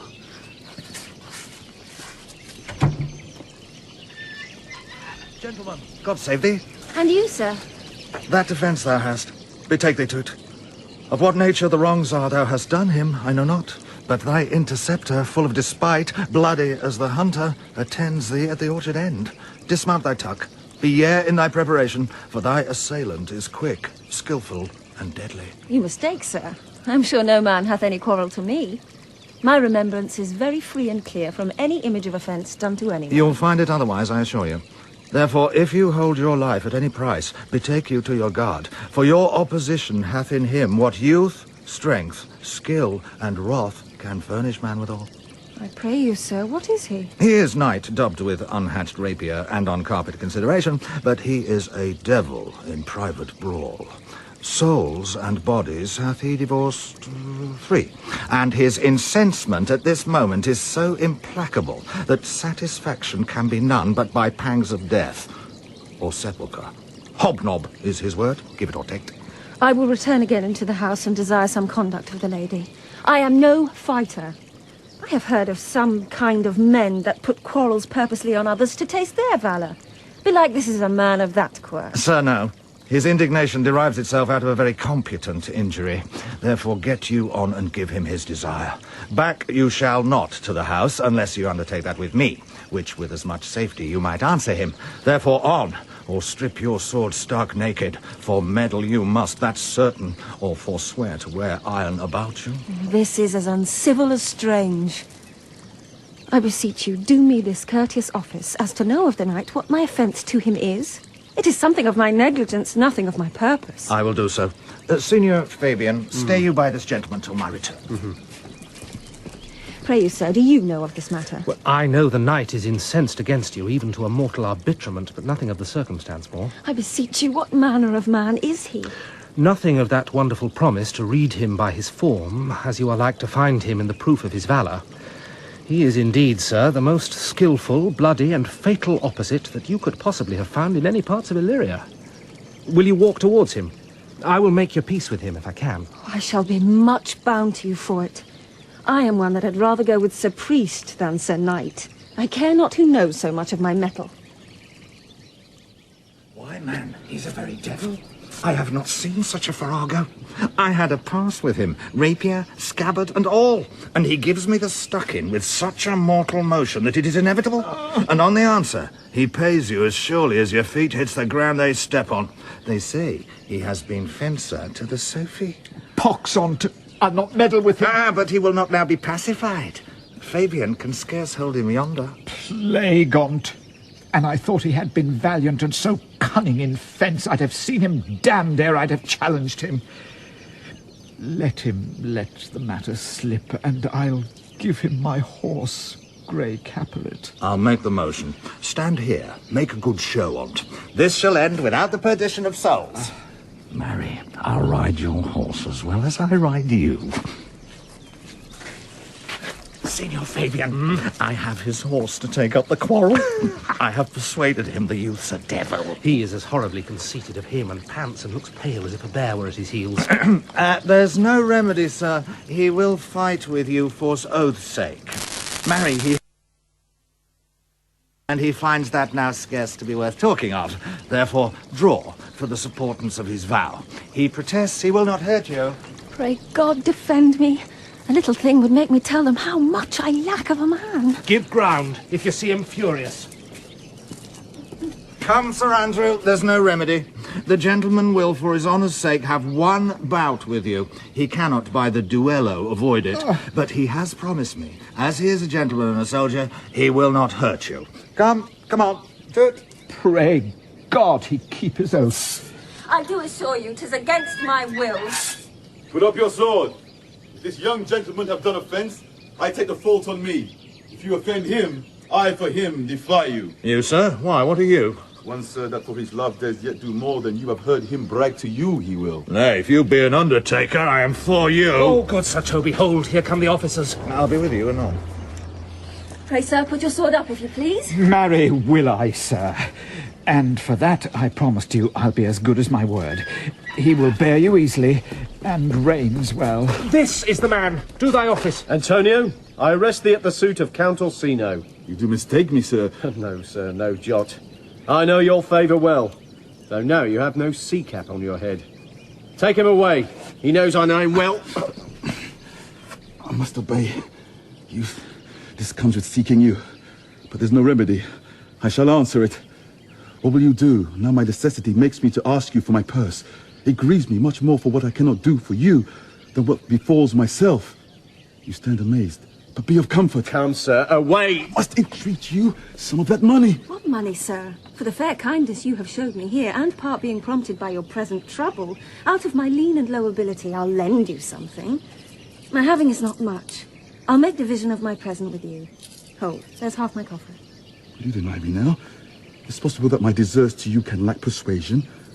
Do not tempt my misery, lest that it make me so unsound a man as to upbraid you with those kindnesses that I have done for you. I know of none, nor know I you by voice or any feature. I hate ingratitude more in a man than lying, vainness, babbling drunkenness, or any taint of vice whose strong corruption inhabits our frail blood. Oh, heavens themselves! Come, sir, I pray you, go! Speak a little! This youth that you see here, I snatched one half out of the jaws of death, relieved him with such sanctity of love, and to his image, which methought did promise most venerable worth, did I devotion. What's that to us? The time goes by. Away! But oh, how vile and idle proves this god! Thou hast, Sebastian, done good feature shame. In nature, there's no blemish but the mind. None can be called deformed but the unkind. Virtue is beauty, but the beauteous evil are empty trunks or are flourished by the devil. A man grows mad. Away with him. Come, sir. Lead me on. Methinks his words do from such passion fly that he believes himself. So do not I. Prove true, imagination, oh, prove true, that I, dear brother, be now ta'en for you. Come hither, knight. Come hither, Fabian. We'll whisper all a couplet or two of most sage thought. He named Sebastian. I my brother know, yet living in my glass. Even such and so in favour was my brother, and he went, still in this fashion, colour, ornament. For him I imitate. Oh, if it prove. Tempests are kind, and salt waves fresh in love. Very dishonest, paltry boy. More a coward than a hare. His dishonesty appears in leaving his friend here in necessity and denying him, and for his cowardship, ask Fabian. No, a coward, a most devout coward, religious in him. Slid. I'll after him again and beat him. Do. Cuff him soundly, but never draw thy sword. And I do not. Oh, come, let's see the event. I dare lay any money 'twill be nothing yet.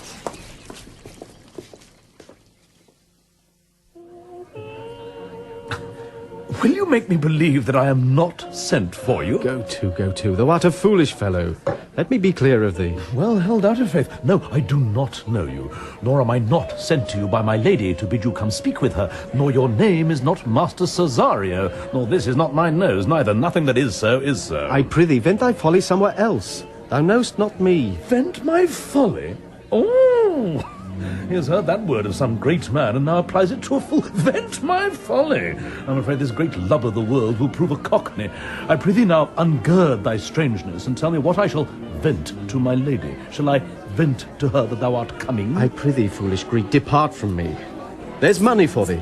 If you tarry longer, I shall give worse payment. By my troth, thou hast an open hand. These wise men that give fools money get themselves a good report. After 14 years' purchase. Now, sir, have I met you again? There's for you. Why, there's for thee! Oh! And there! Oh! And there! Oh! Are all the people mad? Hold, sir, or I'll throw your dagger or the house. That's what I tell my lady straight. I would not be in some of your coats for tuppence. Come on, sir, hold. Nay, let him alone. I'll go another way to work with him. I'll have an action of battery against him, if there be any law in Illyria. Though I struck him first, yet it's no matter for that. Let go thy hand. Come, sir, I will not let you go. Come, my young soldier, put up your iron. You are well fleshed. Come on! I will be free from here! What wouldst thou now? If thou darest tempt me further, draw thy sword! What? Nay, then, I must have an ounce or two of this malapert blood from you. Hold, Toby! On thy life, I charge thee hold. Madam. Will it be ever thus? Ungracious wretch, fit for the mountains and the barbarous caves where manners ne'er were preached, out of my sight. Be not offended, dear Cesario. Rudesby, be gone. I prithee, gentle friend, let thy fair wisdom, not thy passion, sway in this uncivil and unjust extent against thy peace. Go with me to my house, and hear thou there how many fruitless pranks this ruffian hath botched up, that thou thereby mayst smile at this. Thou shalt not choose, but go. Do not deny. Beshrew his soul for me. He started one poor heart of mine in thee. What relish is in this? How runs the stream? Or I am mad, or else this is a dream. Let fancy still my sense in Lethe steep. If it be thus to dream, still let me sleep. Nay, come, I prithee. Would thou'dst be ruled by me? Madam, I will. Oh, say so, and so be.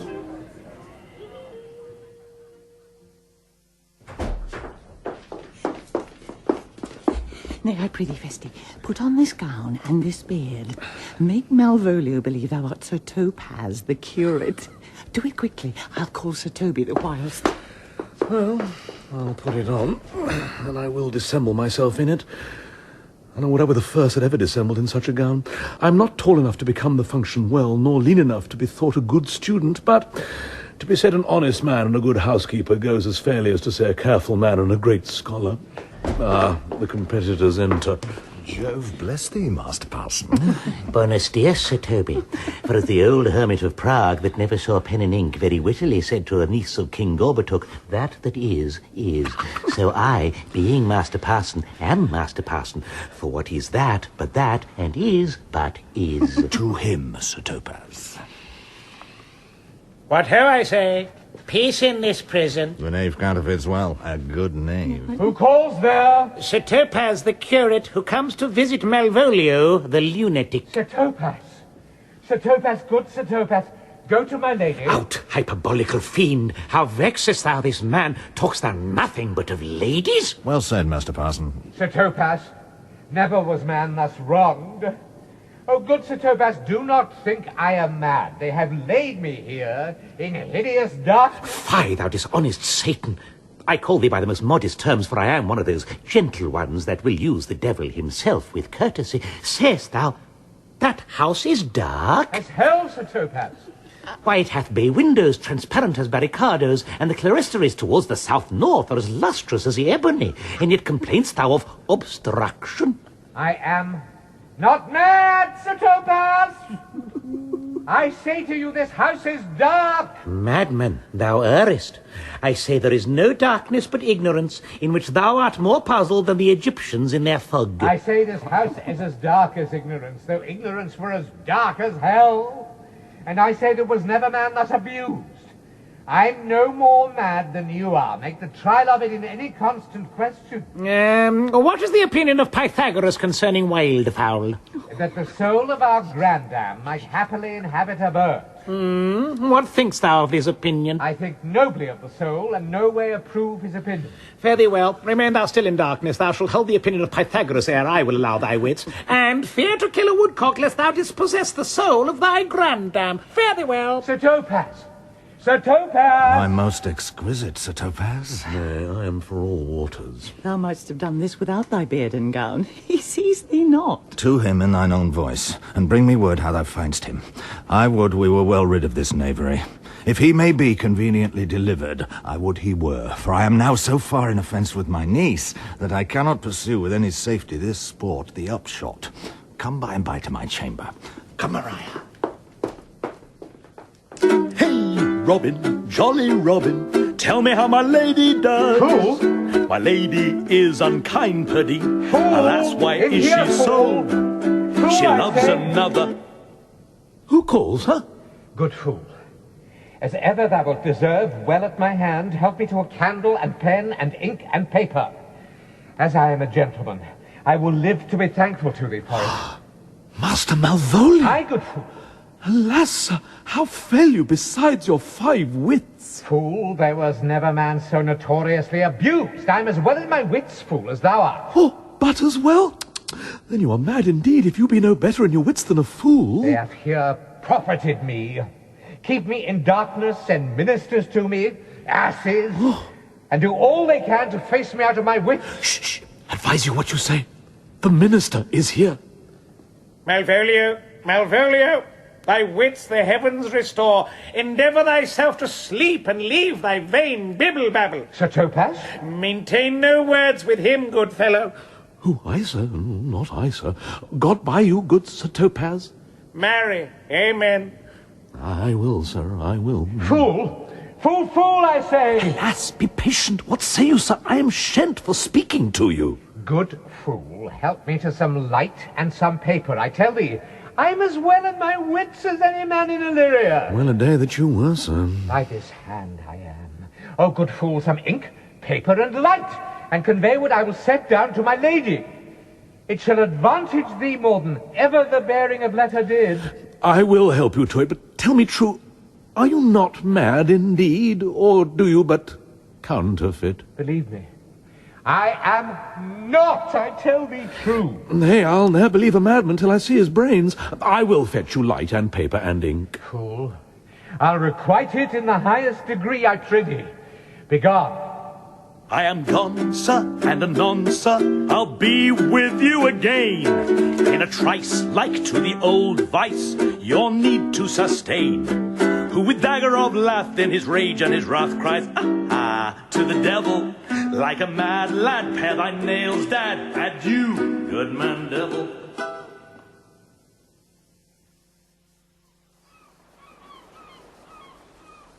This is the air. That is the glorious sun. This pearl she gave me, I do feel it and see it. And though 'tis wonder that enwraps me thus, yet 'tis not madness. Where's Antonio then? I could not find him at the Elephant, yet there he was. And there I found this credit that he did range the town to seek me out.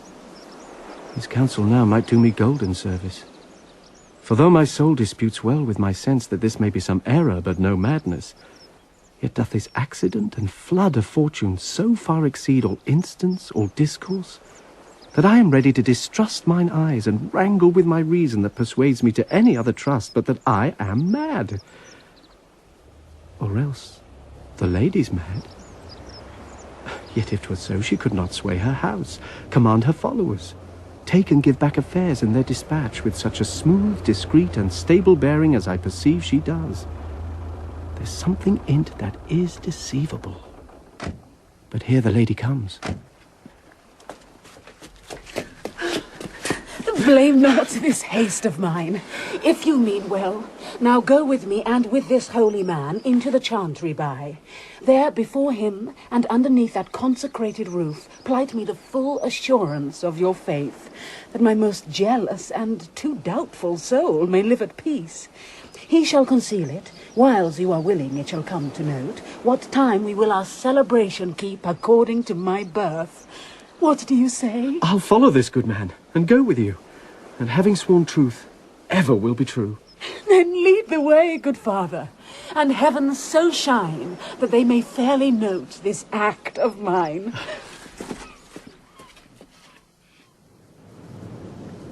Now, as thou lovest me, let me see his letter. Good Master Fabian, grant me another request. Anything.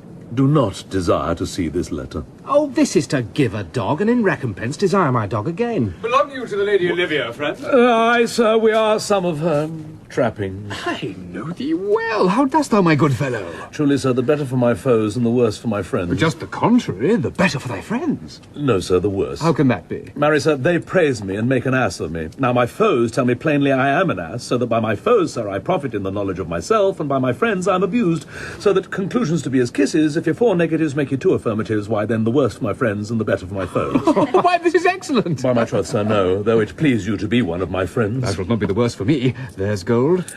But that it will be double dealings. I would you could make it another. Oh, you give me ill counsel. Put your grace in your pocket, sir, for this once, and let your flesh and blood obey it. Well, I will be so much a sinner to be a double dealer. There's another. Primo secundo tertio is a good play. And the old saying is, the third pays for all. The triplex, sir, is a good tripping measure. Or the bells of St. Bennet, sir, may put you in mind. 1, 2, 3. You can fool no more money out of me at this throw. If you will let your lady know I'm here to speak with her, and bring her along with you, it may awake my bounty further. Marry, sir, lullaby to your bounty till I come again. I go, sir, but I would not have you to think that my desire of having is the sin of covetousness. But, as you say, sir, let your bounty take a nap. I will awake it anon. Here comes the man, sir, that did rescue me. That face of his I do remember well. Yet when I saw it last, it was besmeared as black as Vulcan in the smoke of war.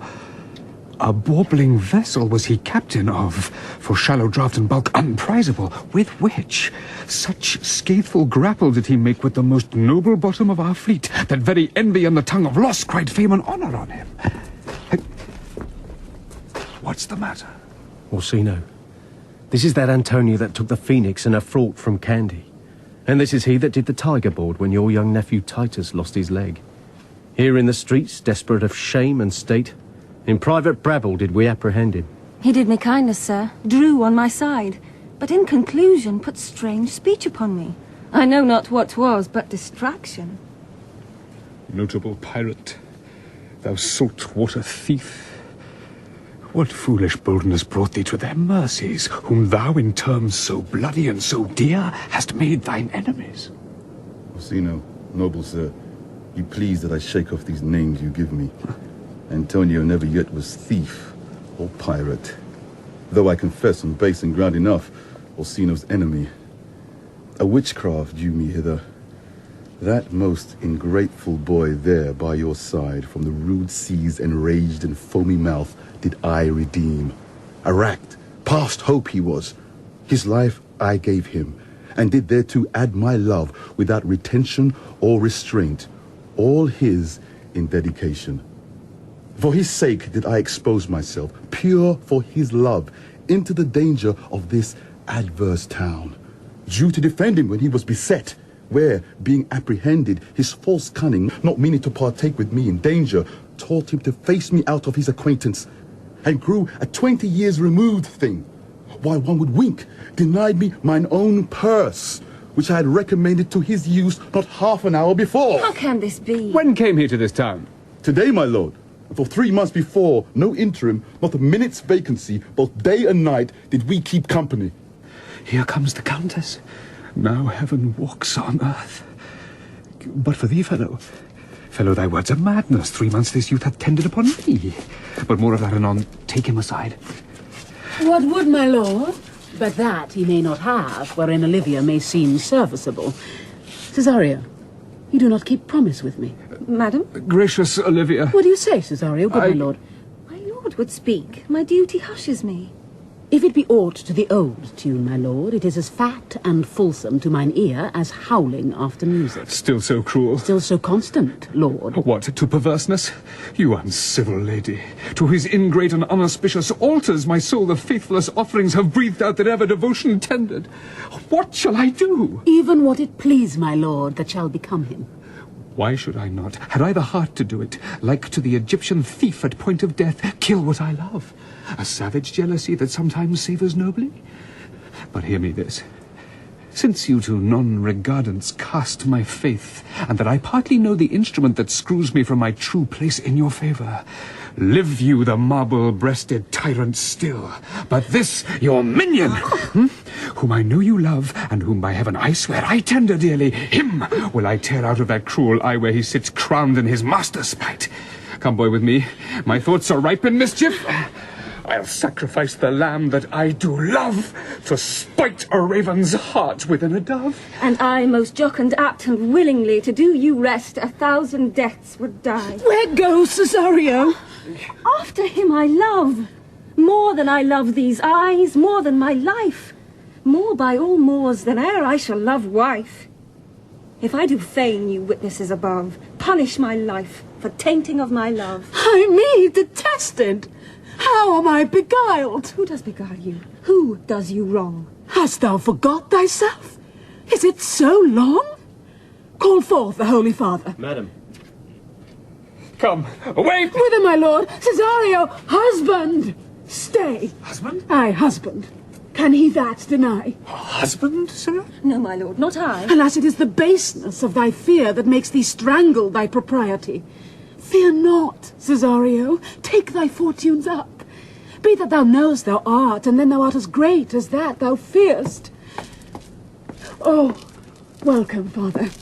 Father, I charge thee, by thy reverence, here to unfold, though lately we intended to keep in darkness what occasion now reveals before 'tis ripe, what thou dost know hath newly passed between this youth and me. A contract of eternal bond of love, confirmed by mutual joinder of your hands, attested by the holy close of lips, strengthened by interchangement of your rings, and all the ceremony of this compact, sealed in my function by my testimony, since when my watch hath told me toward my grave I have travelled but 2 hours. Oh, thou dissembling cub! What wilt thou be when time hath sowed a grizzle on thy case? Or will not else thy craft so quickly grow that thine own trip shall be thine overthrow? Farewell, and take her, but direct thy feet where thou and I henceforth may never meet. My lord, I do protest. Oh, do not swear. Hold little faith, though thou hast too much fear. Oh, for the love of God, a surgeon! Send one presently to Sir Toby. What's the matter? He's broke my head across, and he's given Sir Toby a bloody coxcomb too. For the love of God, your help. I had rather than £40 I were at home. Who has done this, Sir Andrew? The Count's gentleman, one Cesario. We took him for a coward, but he's the very devil incarnate. My gentleman Cesario? Odds lifelings, here he is! You broke my head for nothing, and that I did, I was set on to do it by Sir Toby. Why do you speak to me? I never hurt you. You drew your sword upon me without cause, but I bespake you fair, and hurt you not. If a bloody coxcomb be a hurt, you have hurt me. I think you said nothing by a bloody coxcomb. Here comes Sir Toby, halting. You shall hear more. But if he had not been in drink, he would have tickled you other gates than he did. How now, gentlemen, how is't with you? That's all one. He's hurt me, and there's the end on't. Sot, did see Dick Surgeon, Sot? Oh, he's drunk, Sir Toby, an hour agone. His eyes were set at 8 in the morning. Then he's a rogue, and a parsy measures paving. I hate a drunken rogue. Away with him. Who hath made this havoc with them? I'll help you, Sir Toby, because we'll be dressed together. Will you help? An asshead, and a coxcomb, and a knave, a thin-faced knave, a gull? Get him to bed, and let his hurt be looked to. I am sorry, madam. I have hurt your kinsman. But had it been the brother of my blood, I must have done no less with wit and safety. You throw strange regard upon me, and by that I do perceive it hath offended you. Pardon me, sweet one, even for the vows we made each other but so late ago. One face, one voice, one habit and two persons. A natural perspective that is and is not. Antonio! Oh, my dear Antonio! How have the hours racked and tortured me since I have lost thee? Sebastian, are you... Fearst thou that, Antonio? How have you made division of yourself? An apple cleft in two is not more twin than these two creatures. Which is Sebastian? Most wonderful. Do I stand there? I never had a brother, nor can there be that deity in my nature of here and everywhere. I had a sister, whom the blind waves and surges have devoured. Of Charity, what kin are you to me? What countryman, what name, what parentage? Of Messalene. Sebastian was my father. Such a Sebastian was my brother too. So went he suited to his watery too.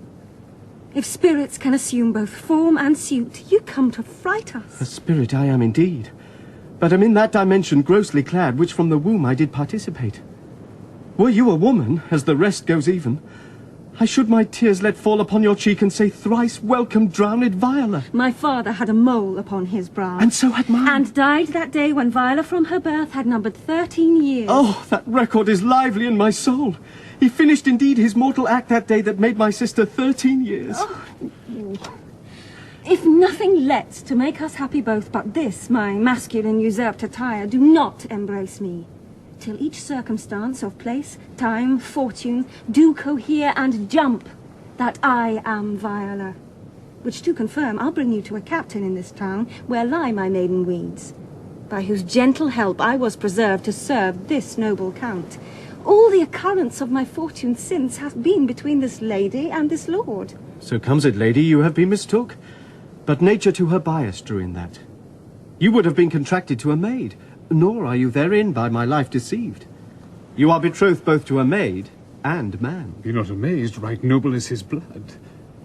If this be so, yet as the glass seems true, I shall have share in this most happy wrack. Boy, thou hast said to me 1,000 times, thou never shouldst love woman like to me. And all those sayings will I overswear, and all those swearings keep as true in soul as doth that orbed continent the fire that severs day from night. Give me thy hand, and let me see thee in thy woman's weeds. The captain that did bring me first on shore hath my maid's garments. He, upon some action, is now in durance at Malvolio's suit, a gentleman and follower of my lady's. He shall enlarge him. Fetch Malvolio hither. And yet, alas, now I remember me, they say, poor gentleman, he's much distract. A most extracting frenzy of mine own from my remembrance clearly banished his. How does he, Sirrah? Truly, madam, he holds Beelzebub at the stave's end as well as a man in his case may do. He's here writ a letter to you. I should have given it to you today morning, but as a madman's epistles are no gospels, so it skills not much when they are delivered. Open it and read it. Look then to be well edified when the fool delivers the madman. By the Lord, madam! Now art thou mad? No, madam, I do but read madness. And your ladyship will have it as it ought to be. You must allow vox. Prithee, read it in thy right wits. So I do, Madonna, but to read his right wits is to read thus. Therefore perpend, my princess, and give ear. Read it you, Sirrah. By the Lord, madam, you wrong me, and the world shall know it. Though you have put me into darkness and given your drunken cousin rule over me, yet have I the benefit of my senses as well as your ladyship. I have your own letter that induced me to the semblance I put on, with the which I doubt not but to do myself much right, or you much shame. Think of me as you please. I leave my duty a little unthought of, and speak out of my injury. The madly used Malvolio. Did he write this? Aye, madam. This savours not much of distraction. See him delivered, Fabian. Bring him hither. Madam. My lord, so please you, these things further thought on, to think me as well a sister as a wife. One day shall crown the lion's on't, so please you, here at my house and at my proper cost. Madam, I am most apt to embrace your offer. Cesario, your master quits you. And for your service done him so much against the mettle of your sex, so far beneath your soft and tender breeding, and since you called me master for so long, here is my hand. You shall from this time be your master's mistress. A sister. You are she. Is this the madman? Aye, my lord, this same. How now, Malvolio? Madam, you have done me wrong. Notorious wrong. Have I, Malvolio? No. Lady, you have. Pray, peruse that letter. You must not now deny it is your hand. Write from it if you can, in hand or phrase, or say it is not your seal, not your invention. You can say none of this. Well, granted, then. And tell me, in the modesty of honour, why you have given me such clear lights of favour. Had me come smiling and cross-gartered to you, to put on yellow stockings, and to frown upon Sir Toby and the lighter people. And acting this in an obedient hope, why have you suffered me to be imprisoned, kept in a dark house, visited by the priest, and made the most notorious geck and gull that our invention played on? Tell me why. Alas, Malvolio, this is not my writing. Though I confess, much like the character. But out of question, 'tis Maria's hand. And now I do bethink me, it was she first told me thou wast mad, then camest in smiling, and in such forms which here were presupposed upon thee in the letter. Prithee be content. This practice hath most shrewdly passed upon thee, but when we know the grounds and authors of it, thou shalt be both the plaintiff and the judge of thine own cause. Good madam, hear me speak. And let no quarrel nor no brawl to come taint the condition of this present hour, which I have wondered at. In hope it shall not. Most freely, I confess, myself and Toby set this device against Malvolio here, upon some stubborn and uncourteous parts we had conceived against him. Maria writ the letter at Sir Toby's great importance, in recompense whereof he hath married her. How with a sportful malice it was followed may rather pluck on laughter than revenge, if that the injuries be justly weighed that have on both sides passed. Alas, poor fool, how have they baffled thee? Why, some are born great, some achieve greatness, and some have greatness thrown upon them. I was one, sir, in this interlude, one Sir Topaz, sir, but that's all one.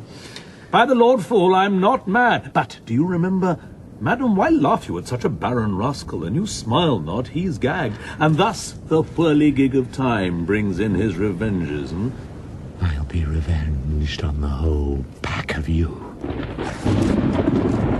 He hath been most notoriously abused. Pursue him and entreat him to a peace. Indeed. You have not told us of the captain yet. When that is known and golden time convents, a solemn combination shall be made of our dear souls. Meantime, sweet sister, we will not part from hands. Cesario, come, for so you shall be while you are a man. But when in other habits you are seen, Orsino's mistress, and his fancy's queen.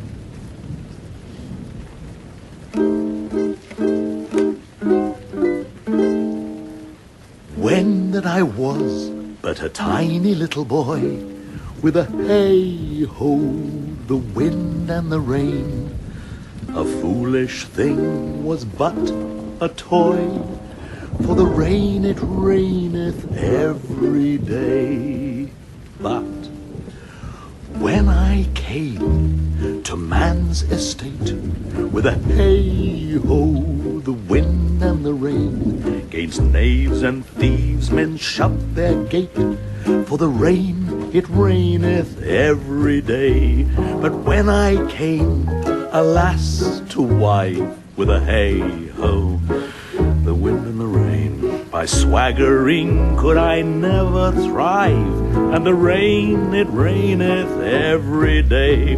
But when I came unto my beds, with a hey-ho, the wind and the rain, with tosspot still had drunken heads, and the rain it raineth every day. A great while ago the world began, with a hey-ho, the wind and the rain. But that's all one, our play is done, and we'll strive to please you every day.